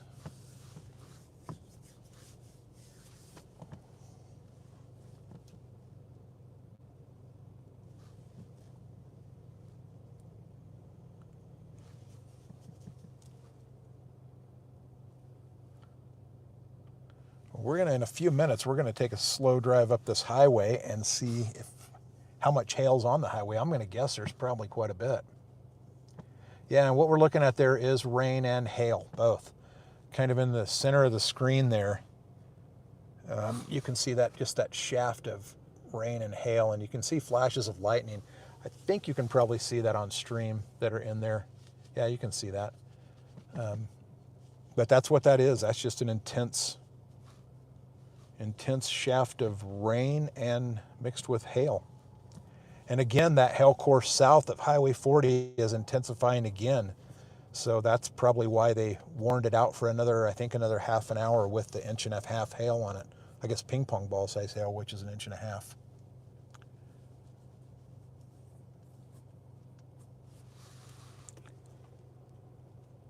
And again, Kit Carson got lucky on that one. The last one dissipated right before it got to town, and this one's sliding by just to the west of town. So they're just getting some rain that they do need, and none of the hail that they don't want. We're going to turn over here a little bit and look at the kind of the leading edge of this storm. This is starting to slowly look more to the south and the east, and that's the front edge of that storm. You can see that updraft in there, and that's actually the direction that the storm is going. It's going directly away from where we're looking right there.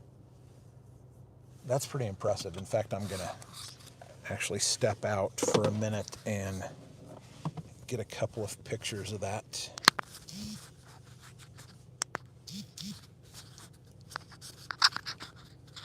So I will be right back.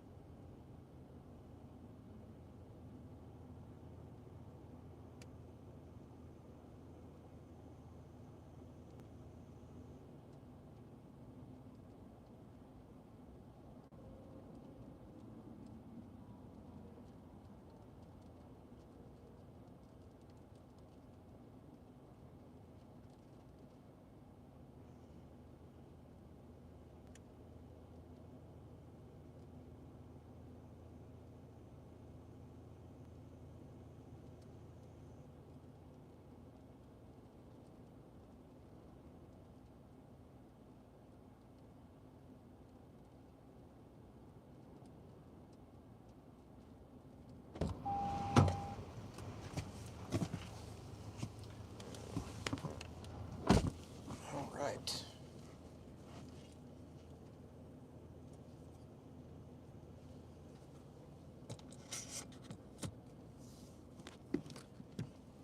Take a look at the radar again here. I'll show you this. It's weird. This remember we were looking at Highway 40 right here. This is where we're setting the blue dot. Highway 40 right here, when this hail shaft got to Highway 40, it went across, and that black part of the hail, which is right there, had kind of all turned purple, so it got smaller there for a while, and it re-intensified, and it's probably back to 1.5 inches hail. And you can see it's kind of nearing the bottom of the polygon, which is the warned area. So I wouldn't be surprised if they don't reissue this, and that would be going out towards Eads. So if you're in Eads, I'd be watching a little bit, and you can see on that last scan, just like that one scan, and it decreased a little bit. At least the black coverage in there did.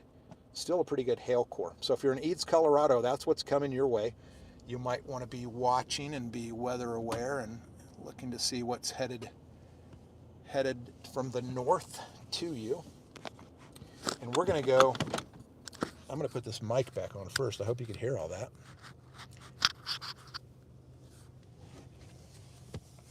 We're going to go up the highway here and see if there's any hail standing on the highway, which wouldn't surprise me because that hail core sat over the highway for quite a long time.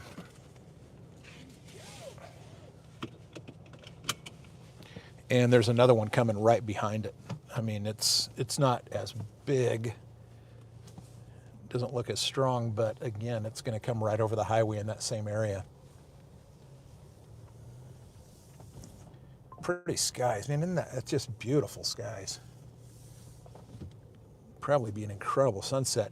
And this is right here, what you're seeing is right there, right in the center of the screen there. You can see those shafts of what is rain and hail from that back storm, the one that's behind this again. Oh, Bob's going to go watch the Broncos. I don't blame you, Bob. If it's a choice of watching the Broncos or watching me, I probably watch the Broncos every time. But thanks for stopping by, though. This, you can see this up here. That's what you were looking at a second ago, and I'll put you back up and you'll see again. But that's the rain and hail shaft that we were talking about right here. And you can see there's some lightning in there too. So that's the second round that's coming for the highway. The first one is just south of the highway now. It's getting ready to leave that polygon, so I'm almost positive they're going to reissue that, because it's the wind and the hail are both still there.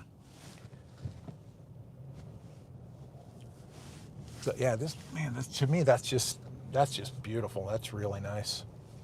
You can see how intense the winds are on that, because those rain shafts, they're not, they would fall normally straight from the sky, but that wind is blowing from the south and the east so hard it's bending those rain shafts and blowing that stuff backwards.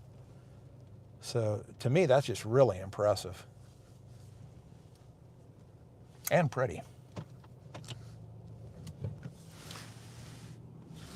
So we're going to go back up towards Kit Carson, and we'll keep an eye on the storm that just crossed over the, over the highway.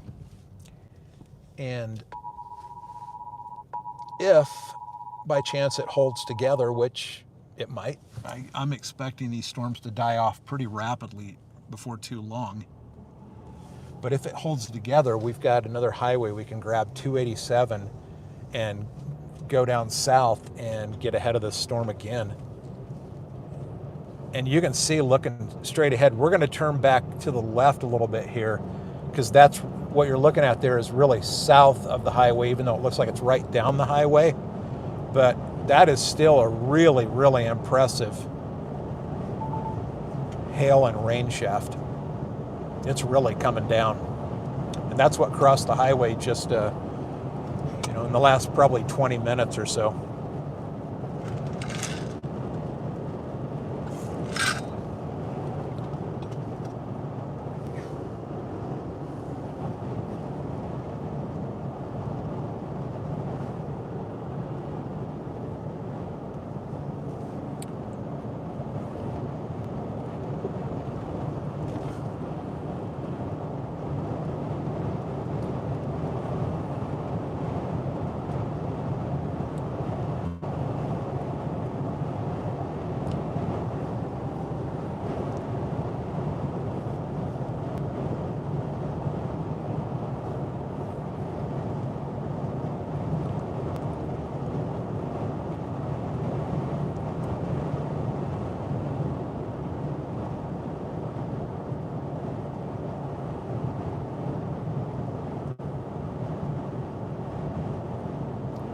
Boy, that wind is ripping it up.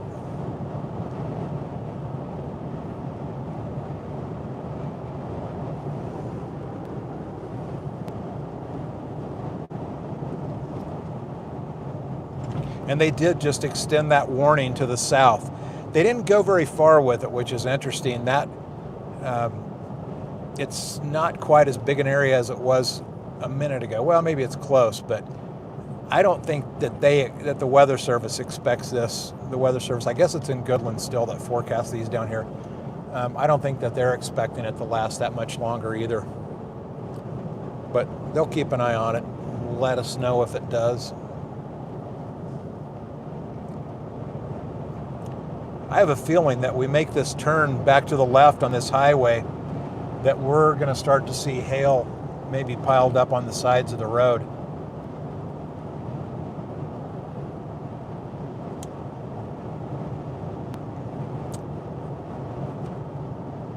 And they did say in that hazardous weather outlook earlier that there would be a lot of cloud to ground lightning, and I would expect that to come more towards evening, like dark evening, which is in 50 minutes or so. I believe this time of year, sunset's around 8. So we could, if this holds together and we go south on 287, this actually could give us a really good lightning show as it eventually kind of falls apart and dies. Which just, to me, it just doesn't look as intense as it was. I mean, it's still pretty good. I want to see what that new warning says, what hail size it is, but I don't want to do it while I'm driving, especially with this wind. It makes it a little difficult to stay between the lines. Yeah, I had a chance there. So yeah, they did drop it to 1-inch hail. So it has lost the punch that it had when it came across the highway earlier.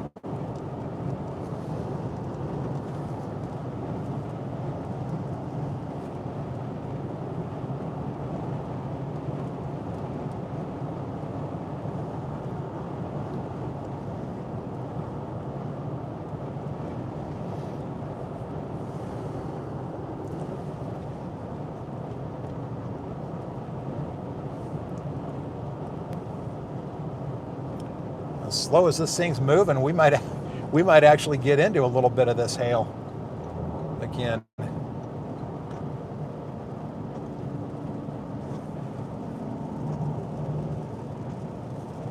Whoa, I don't know if that was on the stream camera or not, but that was a CG that was wicked bright off to the right-hand side. Did you guys see that? Anybody see that?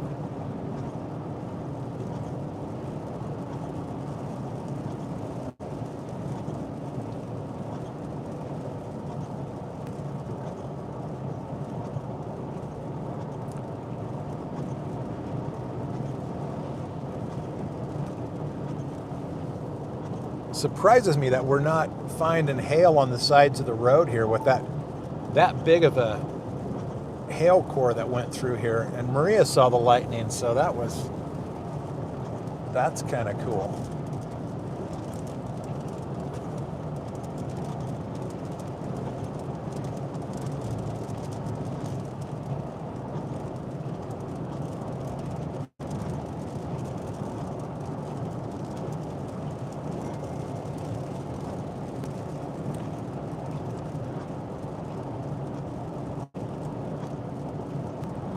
Well, you can, Aaron, if you missed it, you can go back a little bit, only about 2 minutes, and see it.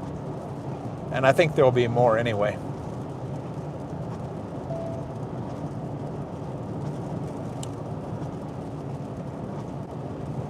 But yeah, no hail on the road is surprising, because that was a pretty massive hail core that came through here.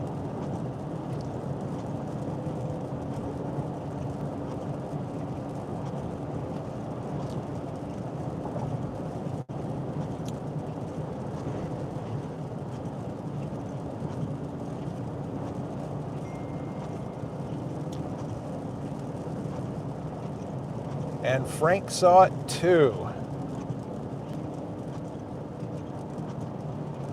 Oh, I missed that. That comment was right above Maria's. Frank saw the lightning too. There's going to be more of those because there's a lot of intercloud lightning, intra-cloud lightning above us. So those will start hitting the ground, I would imagine, pretty soon. Wild Horse, Colorado.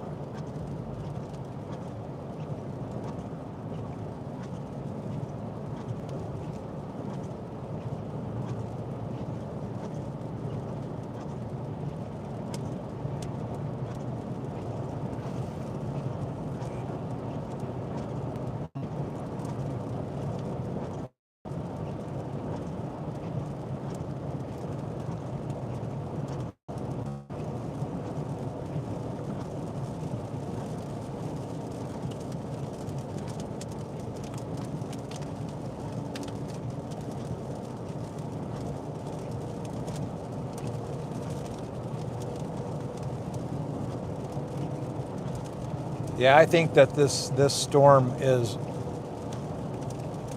dropping in intensity rapidly. If you remember back just a little bit ago, the storm that came into Kit Carson that we were worried about was going to hit them directly with all that hail. Remember when it got to Kit Carson and it just fell apart? It was there 1 minute and gone the next. That could be what happens with this.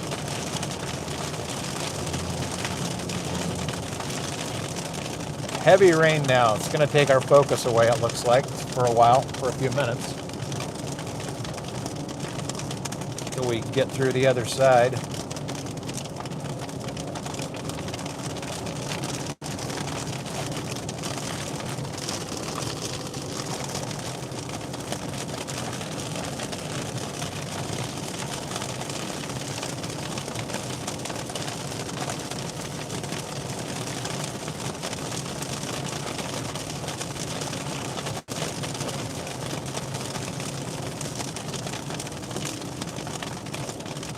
I still can't believe we haven't found hail piled up on the ground as long as that hail core was over this highway.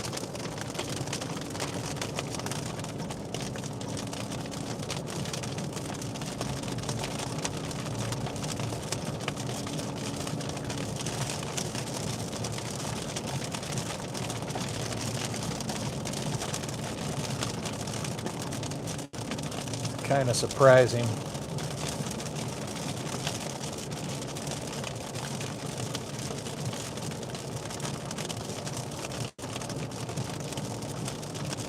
We're like way out of focus now. So we get through this rain, maybe we'll regain focus here.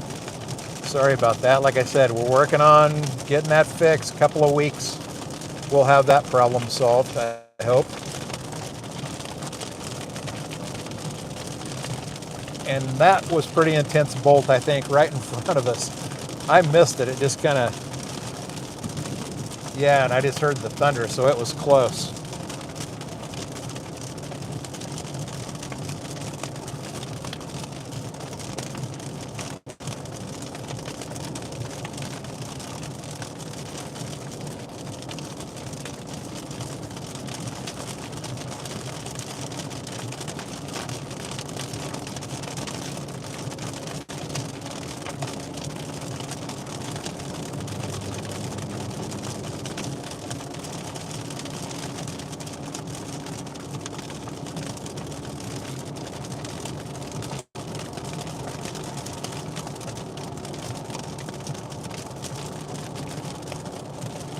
Get through this rain and get our focus back before we get any more lightning bolts, hopefully.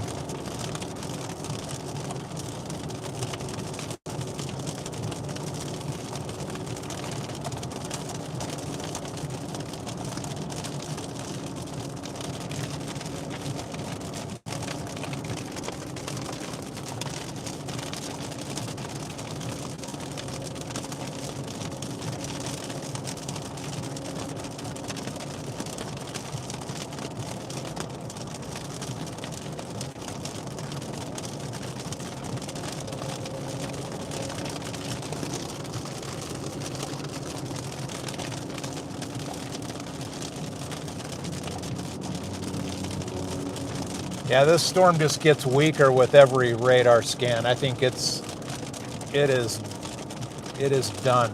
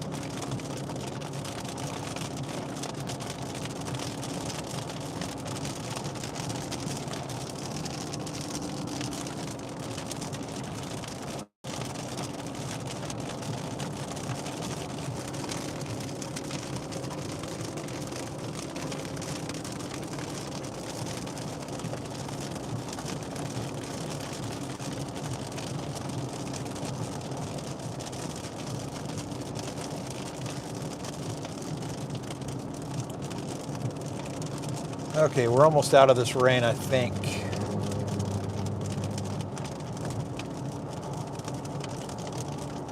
If we are, we'll get our focus back.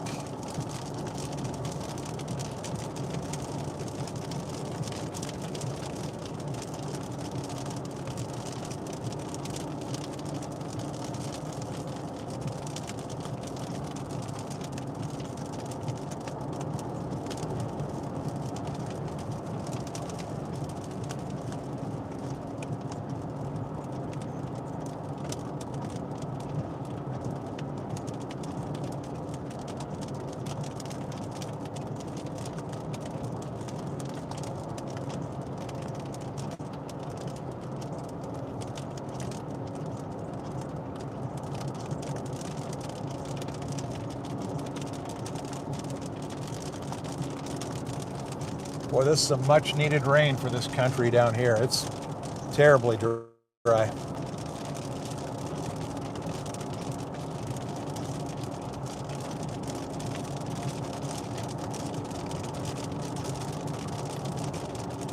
And we're all the way through where that hail course crossed the highway, and I never saw any hail. So I'm not sure how that can happen. It happened to us the other night, Wednesday night, when that really big storm went across the highway out of Stratton going north. And I mean, I know that thing had 2 to 4 inch hail on it. And we've only found hail for about a mile in there. Okay, we got focus back for the time being. So now if we get a good bolt, you'll be able to see it. If I run the wipers and keep the raindrops off.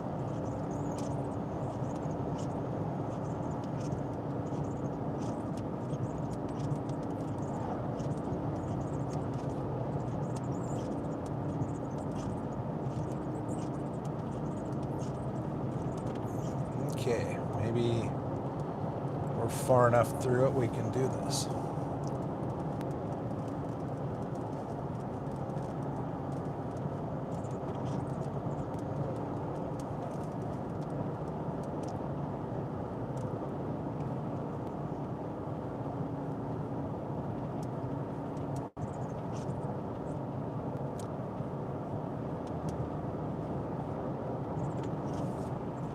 I think if this storm continues to weaken, I think we might just hope for a couple of more cloud to ground lightning strikes and maybe take a look at the turkeys if we can find them, if they haven't gone to roost yet, and end up calling it a night. But we got to try to get one good in focus lightning strike, I would think. That's almost like a requirement.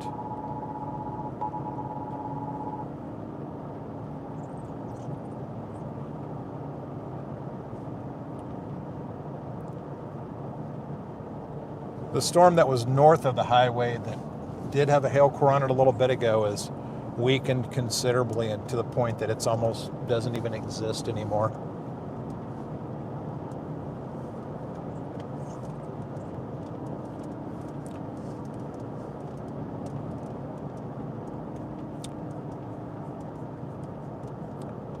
I think the next radar scan, when it comes through in a minute, will tell a lot about this storm.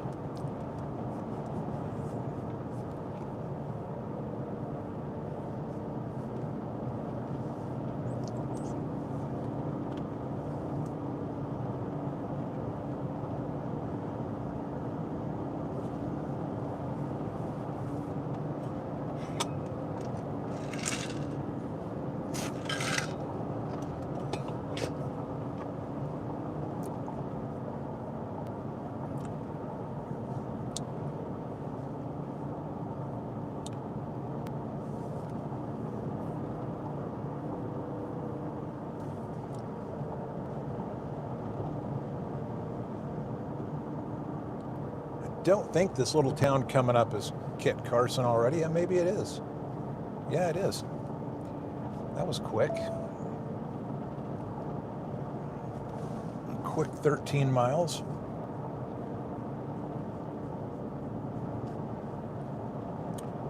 We're going to go up here and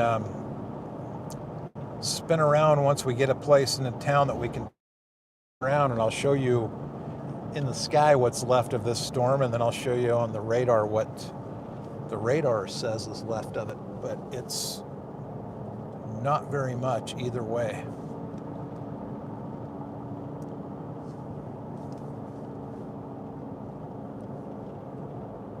And now it's back up to 86 degrees. We were down to 59 degrees, 13, I think it was 13 miles up the road. We were 27 degrees cooler than it is now.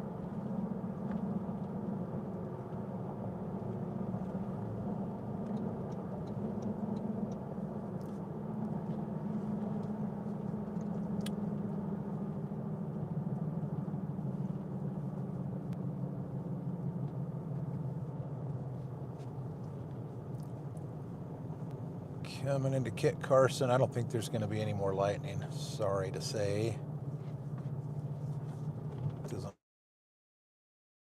Check on the turkeys and make a decision after that. We got to get through town, through all these trees, and we'll spin around to the south and take a look at this storm as it departs. So you can kind of see it up on the right side of the screen there.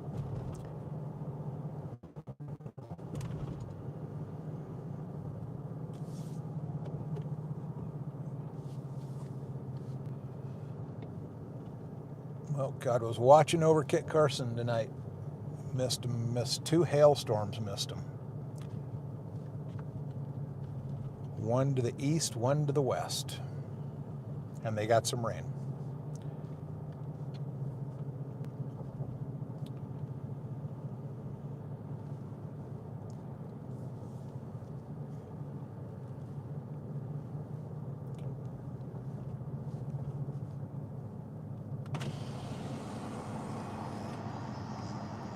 I think right up here we can turn and get a look at this storm as it departs, show you what's left of it.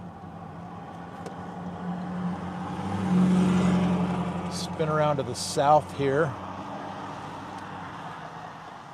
There was a lightning bolt. Cloud to ground lightning.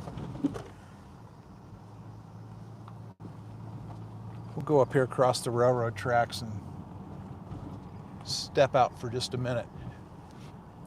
Looking back to the west, there still is kind of a little intense part of this storm. Nothing too drastic, but there is still a hail core on it. It looks like, I don't know if it's going to affect any towns or not being that far over there. I don't think so. It's going to miss, looks like it's going to miss Eads. In fact, they just extended out not a warning, they've dropped it to a special weather statement. So let's take a look at that really quick. Better yet, let me back in here, because if there's a lightning bolt, I think it's going to come from this part of the storm. Let me get you aimed right at that, and then we'll look at the new special weather statement. If we get lightning, I think it comes out of right there. So let's look at this special weather statement. This goes down another 20 miles or so. Western Kiowa County, a strong thunderstorm will impact northwestern Kiowa County. Doppler radar tracking a strong thunderstorm 13 miles northeast of Haswell, 38 miles west of Cheyenne Wells. It's moving south at 20. 55-mile-an-hour winds, nickel-sized hail, radar indicated. Again, frequent cloud-to-ground lightning is occurring with this storm. Lightning can strike 10 miles away from a thunderstorm. The storm may intensify, and that's what we were watching earlier. These storms were intensifying. They were weakening, intensifying just over and over, and they'd have almost 2-inch hail one minute and 3/4-inch hail the next minute. So I'll show you where this is now. Stream phone down. This is when we'll have a lightning bolt out there. So up here, this is where we are in Kit Carson, Highway 40. This storm came right across here, and this is what's left of it. Still a thunderstorm warning here. Then they drop it off to that special weather statement we just read right here. Eads is back over here, so they're going to miss out on all of this tonight. They might get a little bit of rain, but that'll be good for them. So put you back up here. I'm going to turn a little bit. If you guys saw that lightning that was right there, it's actually kind of pretty right there. That's a good look at it. And we'll hang out here for a minute, see if we catch a good CG out of that.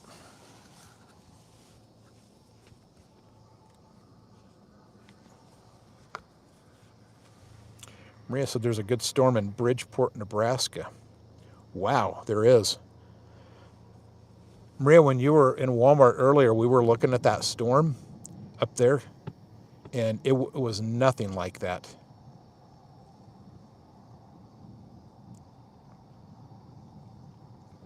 Yeah, it was much, much weaker than that. It's really intensified. Yeah, it's got almost 3-inch hail on it.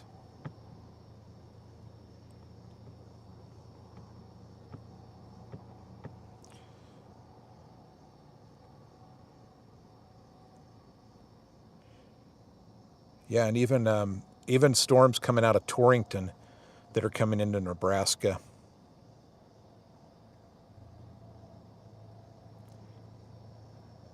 And the tornado warnings that were over in Illinois earlier, Illinois, whichever one, that is still a good-looking storm.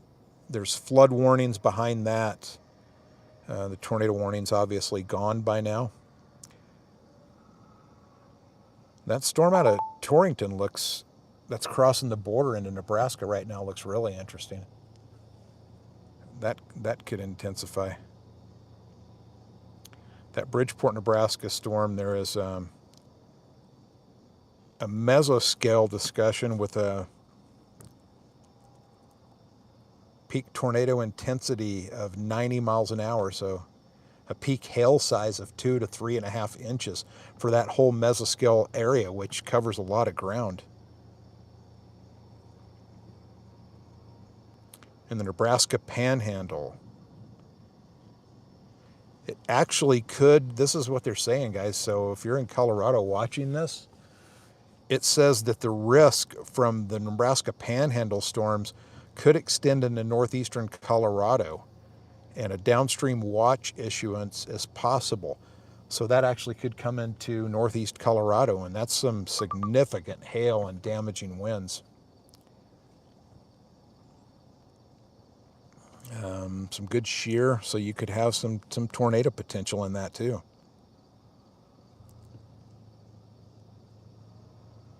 Looking to see when this expires. I think the mesoscale is going to expire in a couple of hours, but those storms wouldn't have to go a lot further to get into Colorado. They just, wow. This is interesting. I'm going to show you this. I'm going to pull this down really quick, because this is definitely worth watching if you're in northeast Colorado. This is Highway 76. Let me get out here. 76 that runs along here. 76 runs along here. This is Sidney, Nebraska. These storms here come out are the ones with 3.5 inch hail. That mesoscale discussion goes clear down into, well, it goes clear down south of Ray. So these storms could hold together and affect a lot of northeastern Colorado tonight. And yeah, so you might want to keep an eye out on the weather this evening. If you're in that area from Ray all the way back to the state line and then up into Nebraska, I would watch the sky tonight. Like I said, download a weather app. WeatherWise is free. You can watch those storms as they progress down towards Sterling and Holyoke and kind of just stay on top of it.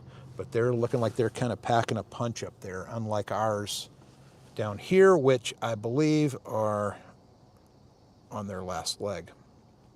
Although the one we followed is still warned.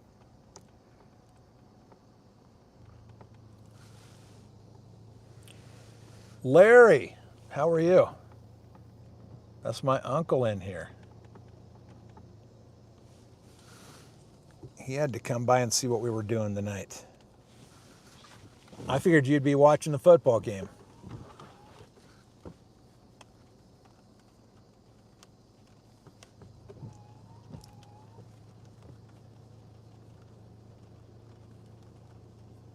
Oh yeah, Larry asked where we were located at. Maria told him, and yeah, we're down around Kit Carson, Colorado, which is, what is that, about, how far is Kit Carson? It's about 30 miles south of the interstate, about 35 miles south of the interstate, and a little bit west.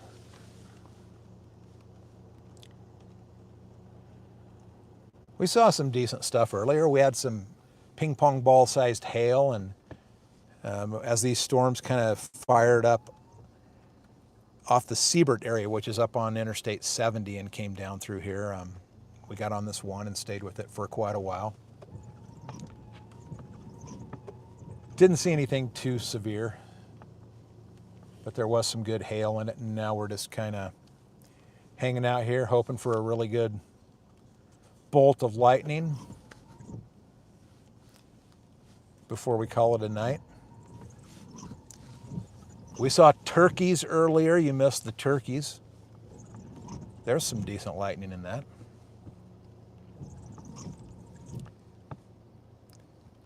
We'd go back and look for the turkeys, but I bet they're already roosted up for the night.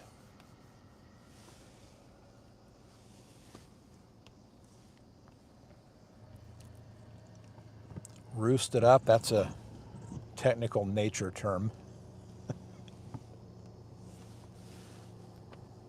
that I just made up, apparently, because I've never heard it before.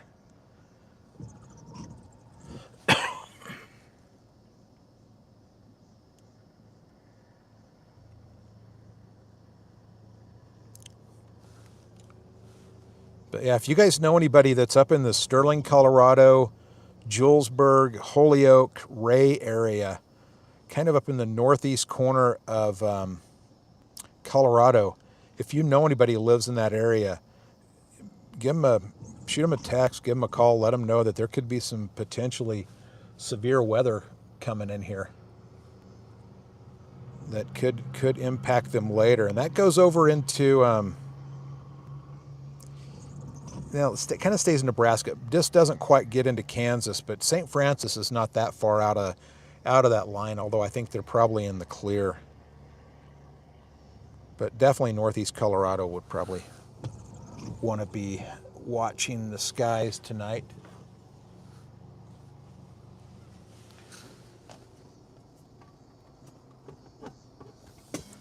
I've got to pour what's left of this tea in here.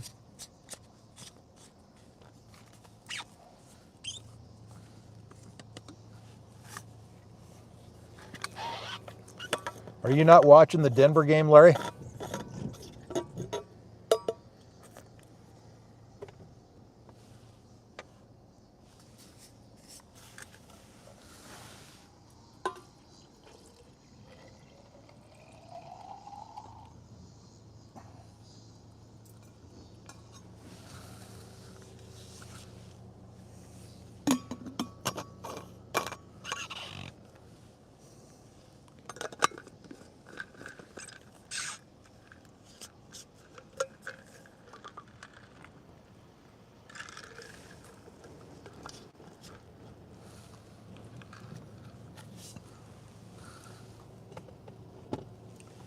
And there's a lot of lightning in that. We just can't get lucky and have it throw down a bolt for us.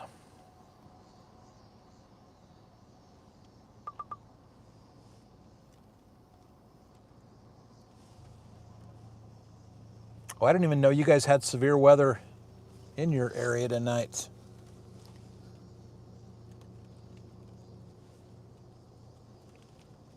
And you're not watching the game.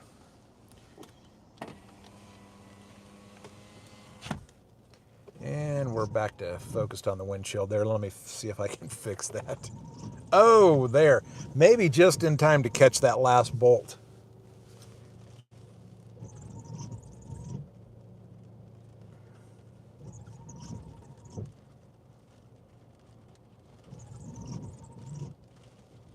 Our little hail core on this storm is still holding on.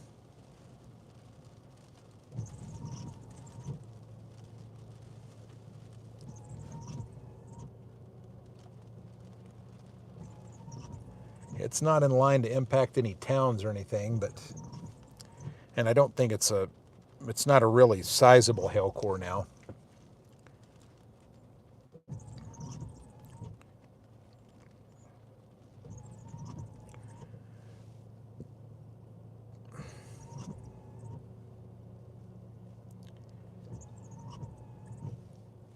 Okay, leave those off. We're going to get a great lightning strike. I just know we are.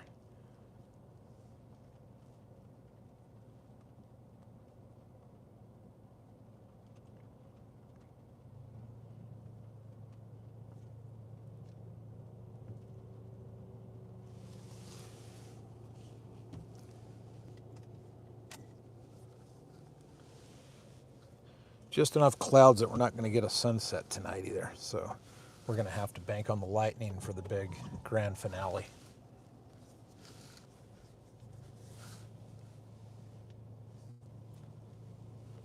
You can see how slow that storm's going because we've been sitting here looking at that same part of it. Yeah, Maria says she sees spidery lightning up, intra-cloud lightning. We just need one of those to squeeze a bolt down through there and hit the ground out here in front of us. We're going to have to turn a little bit because that storm's moving to the south, kind of getting out of our frame. We'll go right about there.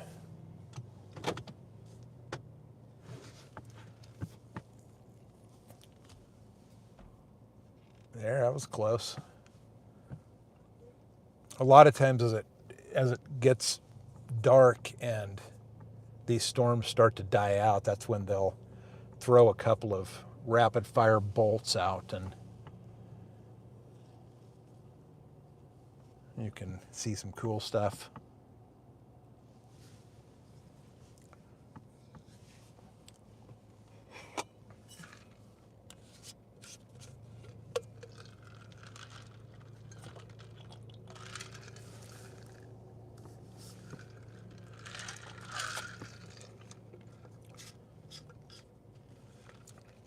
Like I said earlier, if you guys would do me a big favor, I'd appreciate it a bunch.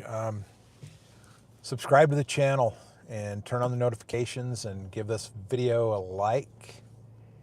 And I mean, we're new here. We've been chasing for about 5 years, but we've only been live streaming for a couple of weeks, and it's hard to get any traction. It's hard to really get this thing off the ground. We're doing a good job with it, but I mean, every subscriber matters, every like on every video matters, and I would just really appreciate it. We're going to work on the quality of the stream, the audio, the video, to make it just continually get better. It's going to improve a lot in the coming weeks as we make a few key changes.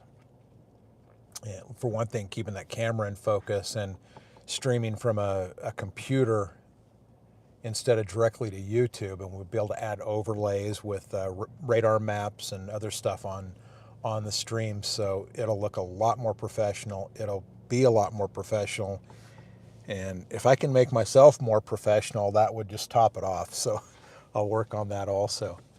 But yeah, if you would subscribe to the channel, share it with your friends. Share it. There's a couple of cool videos on there if you like big elk and deer, and there we go. That's what I was hoping for. That deserves a subscription right there, huh? It's free, you know.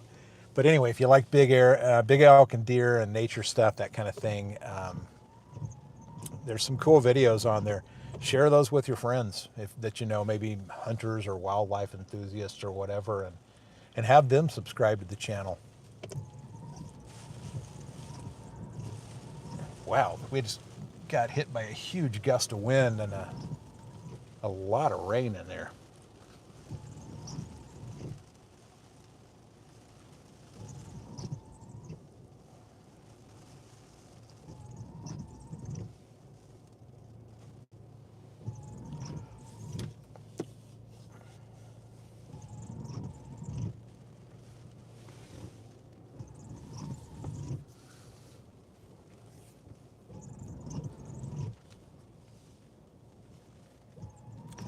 There's a little more lightning.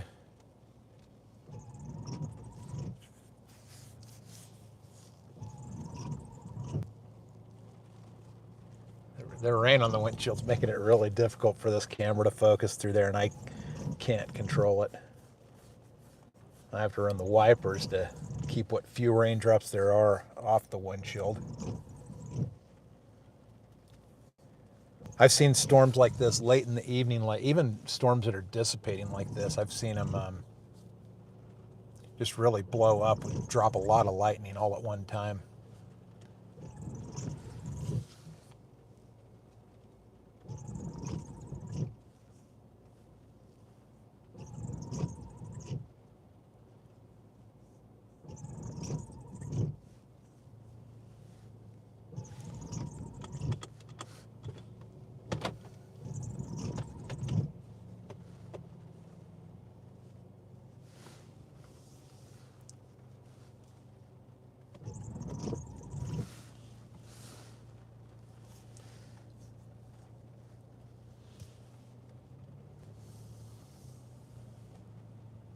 Let's go here and take a little look back to the west. That's where the bigger part of this storm is. We'll just take a quick look.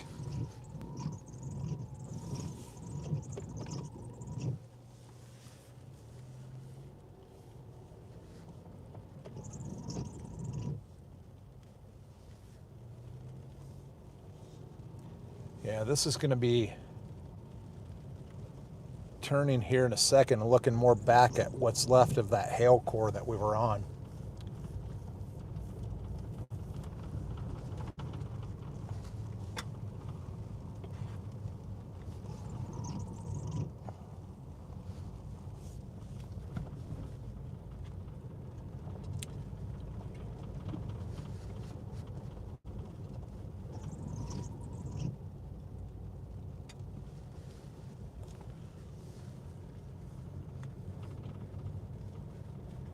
Yeah, the plains, they can be harsh and look harsh, but these storms, you're right, man, these storms are just magical. I don't know if you can imagine, go back 100, 150 years, people out here and what they must have thought. I mean, how harsh it must have seemed then, and how dangerous these storms must have seemed to them.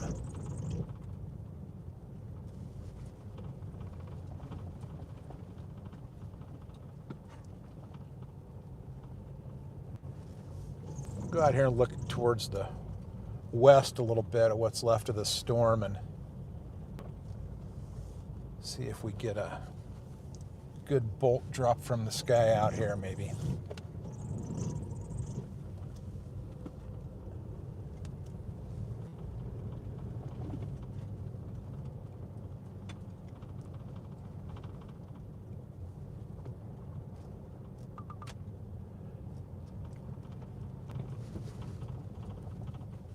Yeah, and Maria said there's no radar back then. I mean, they had no idea these storms were coming up. They didn't know which way they were moving. They didn't know how intense they were. It could be rain, it could be hail, it could be a tornado. They had no idea, no way to tell. So, man, you talk about scary. I can't imagine.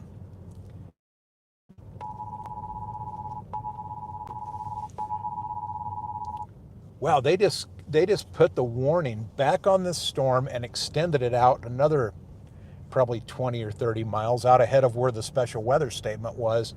And you can see that hail core intensified again, and thus the warning.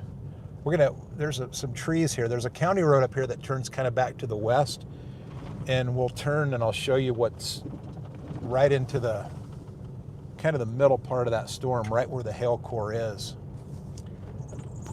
With the sun setting behind it, you'll really be able to see where it's at. We've got to go through this little river bottom here.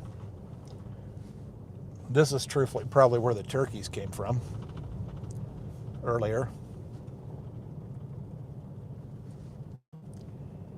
And go up here to County Road K.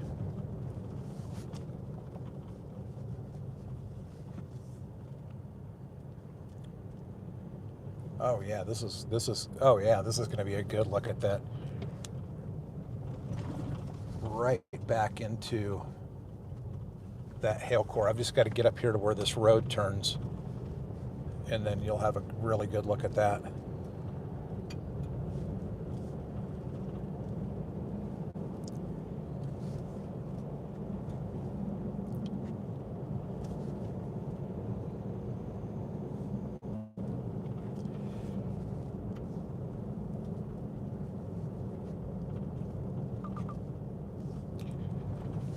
We can turn in a second, trust me.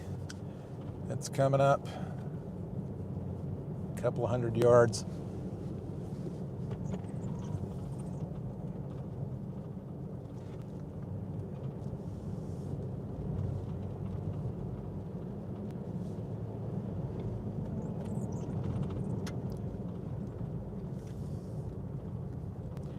All right, we'll turn back. We're going south. We're going to kind of turn back to what'll be kind of the southwest. And man, I just really don't like that sign. Will bug me. I gotta move. I can't have you guys looking at that sign.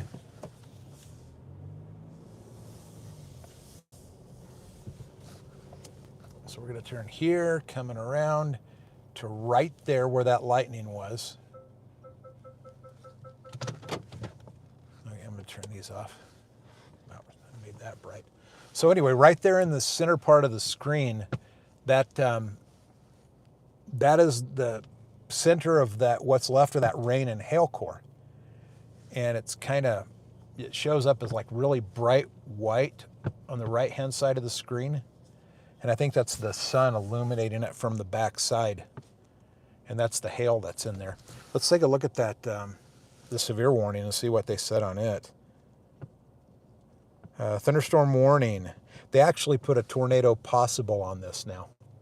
It's not a tornado warning or anything like that, but a tornado possible. Let's read it.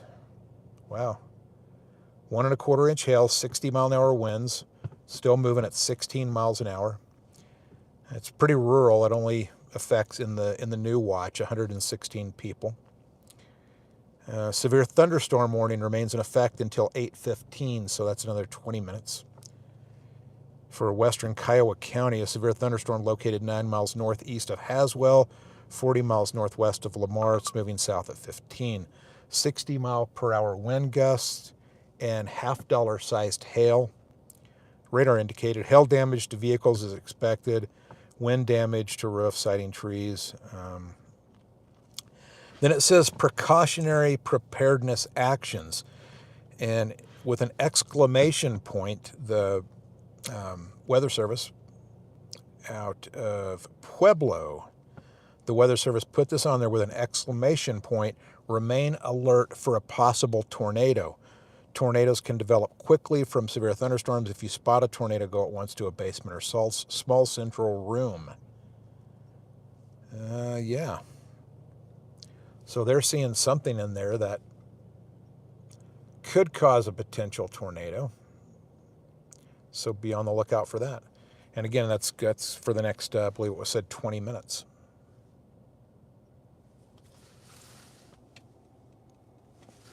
I'm going to turn these lights back on because it kicks my screen on in there.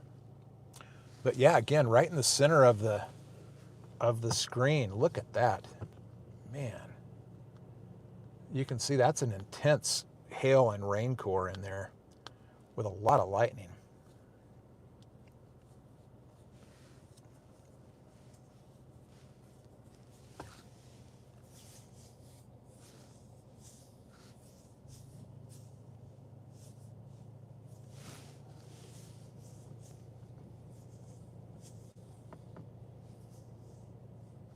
I'm going to bring you down off there at the risk of missing a really good bolt, just to show you this radar again. Again, we're setting up here south of Kit Carson. This is looking south and west, so that rain shaft, you're looking directly this way, right into the middle of that rain and hail shaft through there. And with that new warning that extends out down here with the tornado possible tag on it.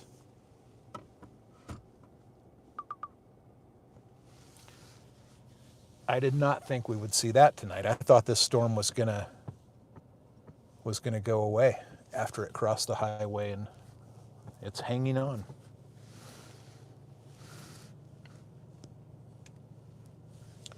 So we'll hang with it for just a minute. I wonder if I can zoom that in just a little bit.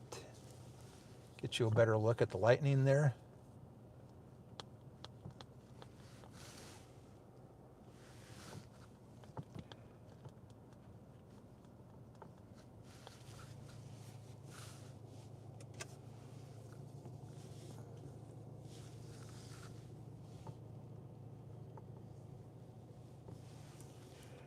Maria says there's a tornado warning on the one up north. I'm going to guess she's talking about, she's talking about it's coming into Potter and Dix, Nebraska, which is between Kimball and Sidney on I-80. Let's go up and just read that.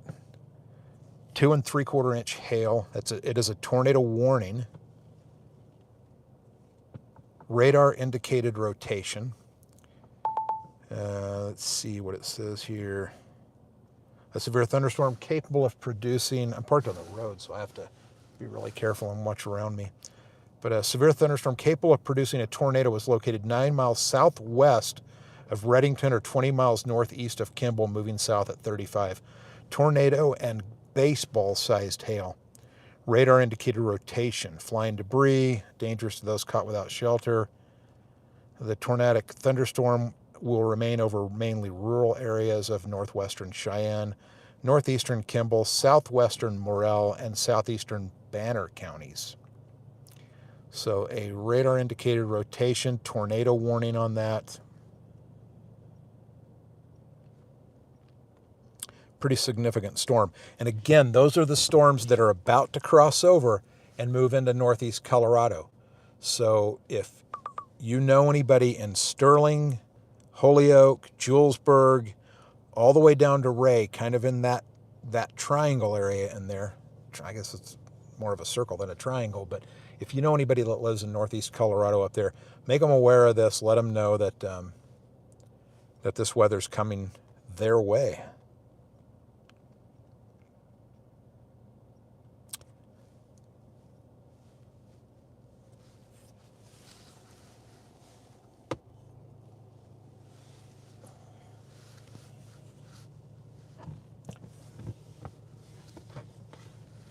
Turn a little bit here, get out ahead of that shaft right there.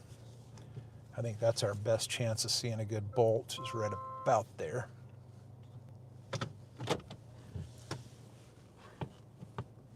That is some pretty good lightning in there.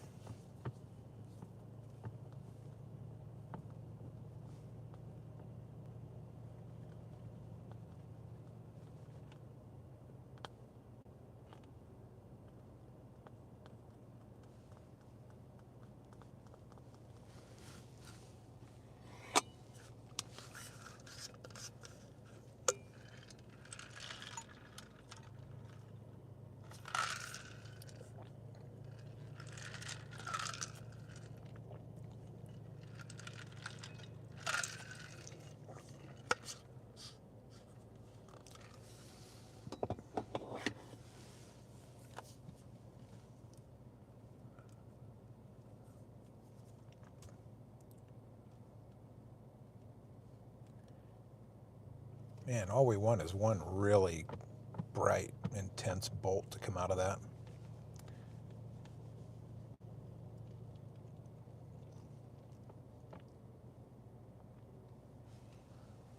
It's amazing to me that that storm stayed together and is still a thing when all those other ones crossed the highway and died.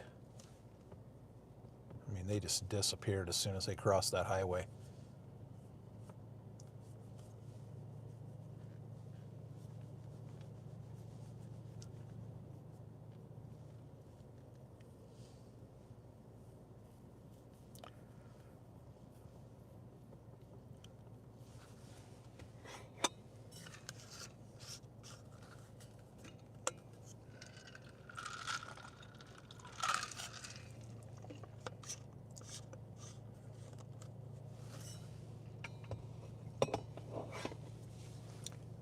And this thing to still be moving that slow is pretty amazing too.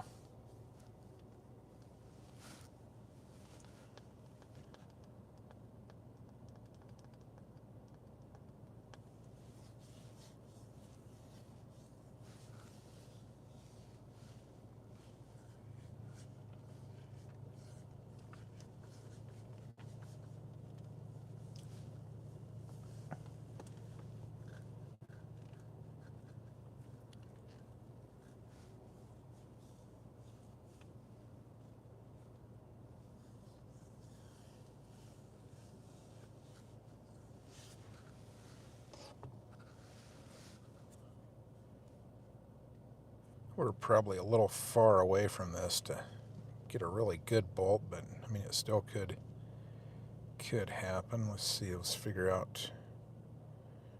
No, actually we're not. We're only, from what I'm seeing on the radar, those bolts that are dropping in front of us, they're only like 7 miles away. So we're not that far from this storm. We're a little further to the edge of the warning, about 13 miles, but the backside of this storm is right in front of us.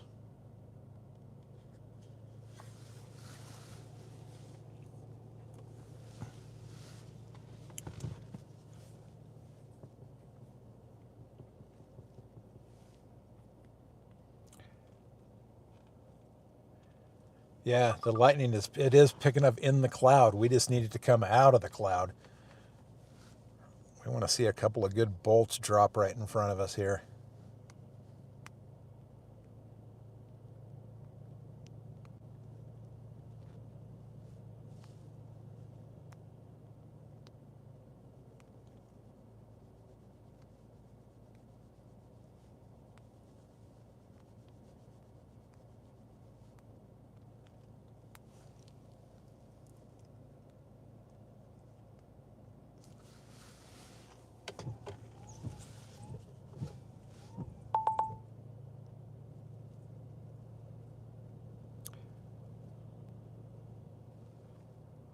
That tornado warning is still ongoing up along I-80 in Nebraska, but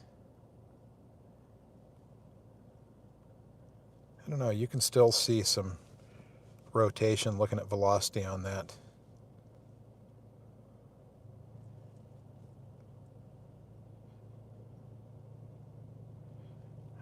Not a lot, but enough for them to issue that tornado warning.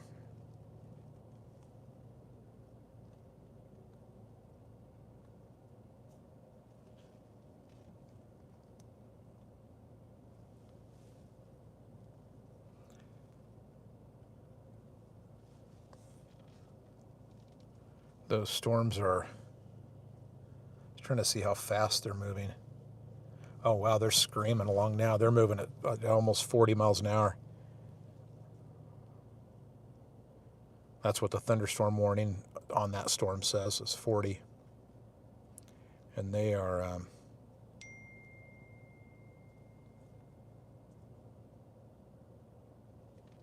yeah, Carson to Kirk is only an hour away, right? Yeah, those are only 11 miles from the border, so at 40 miles an hour, those are going to be in Colorado in probably 15 minutes. And the current trajectory of that storm would take it really close to Sterling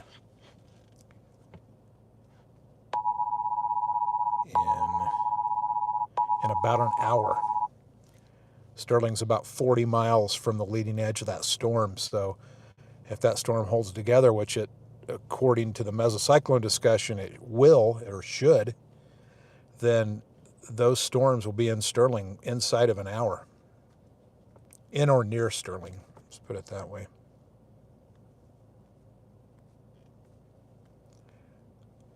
And our storm is holding together.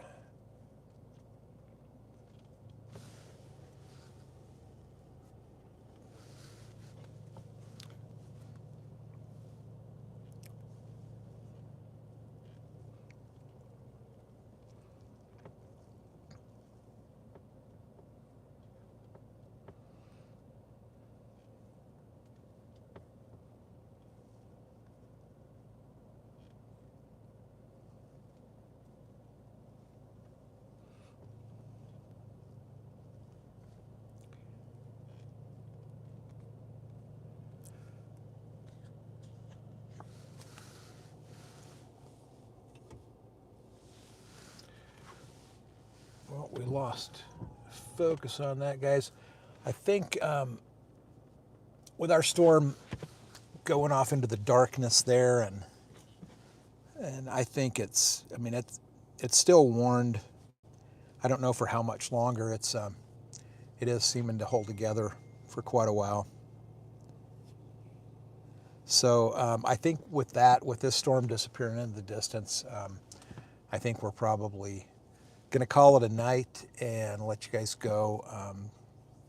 Remember, if you know anybody in northeast Colorado, Sterling, Holyoke, all the way down to Ray, let them know there's some severe weather that's headed their way. It could be pretty rough in a couple of areas tonight. That's what the mesocyclone discussion said. So give them a heads up, let them know. And you guys, thanks for being in here, for coming in and checking it out, and I appreciate it. And we probably won't be streaming anything the next couple of days, I don't imagine, but you never know. I mean, there are showers and some storms forecast for the next couple of days in this area in eastern Colorado. So if something happens, maybe Sunday, maybe Monday, you might see us back out here. But yeah, have a good night. Thanks for checking in, and I will talk to you later. Have a blessed night. Thank you.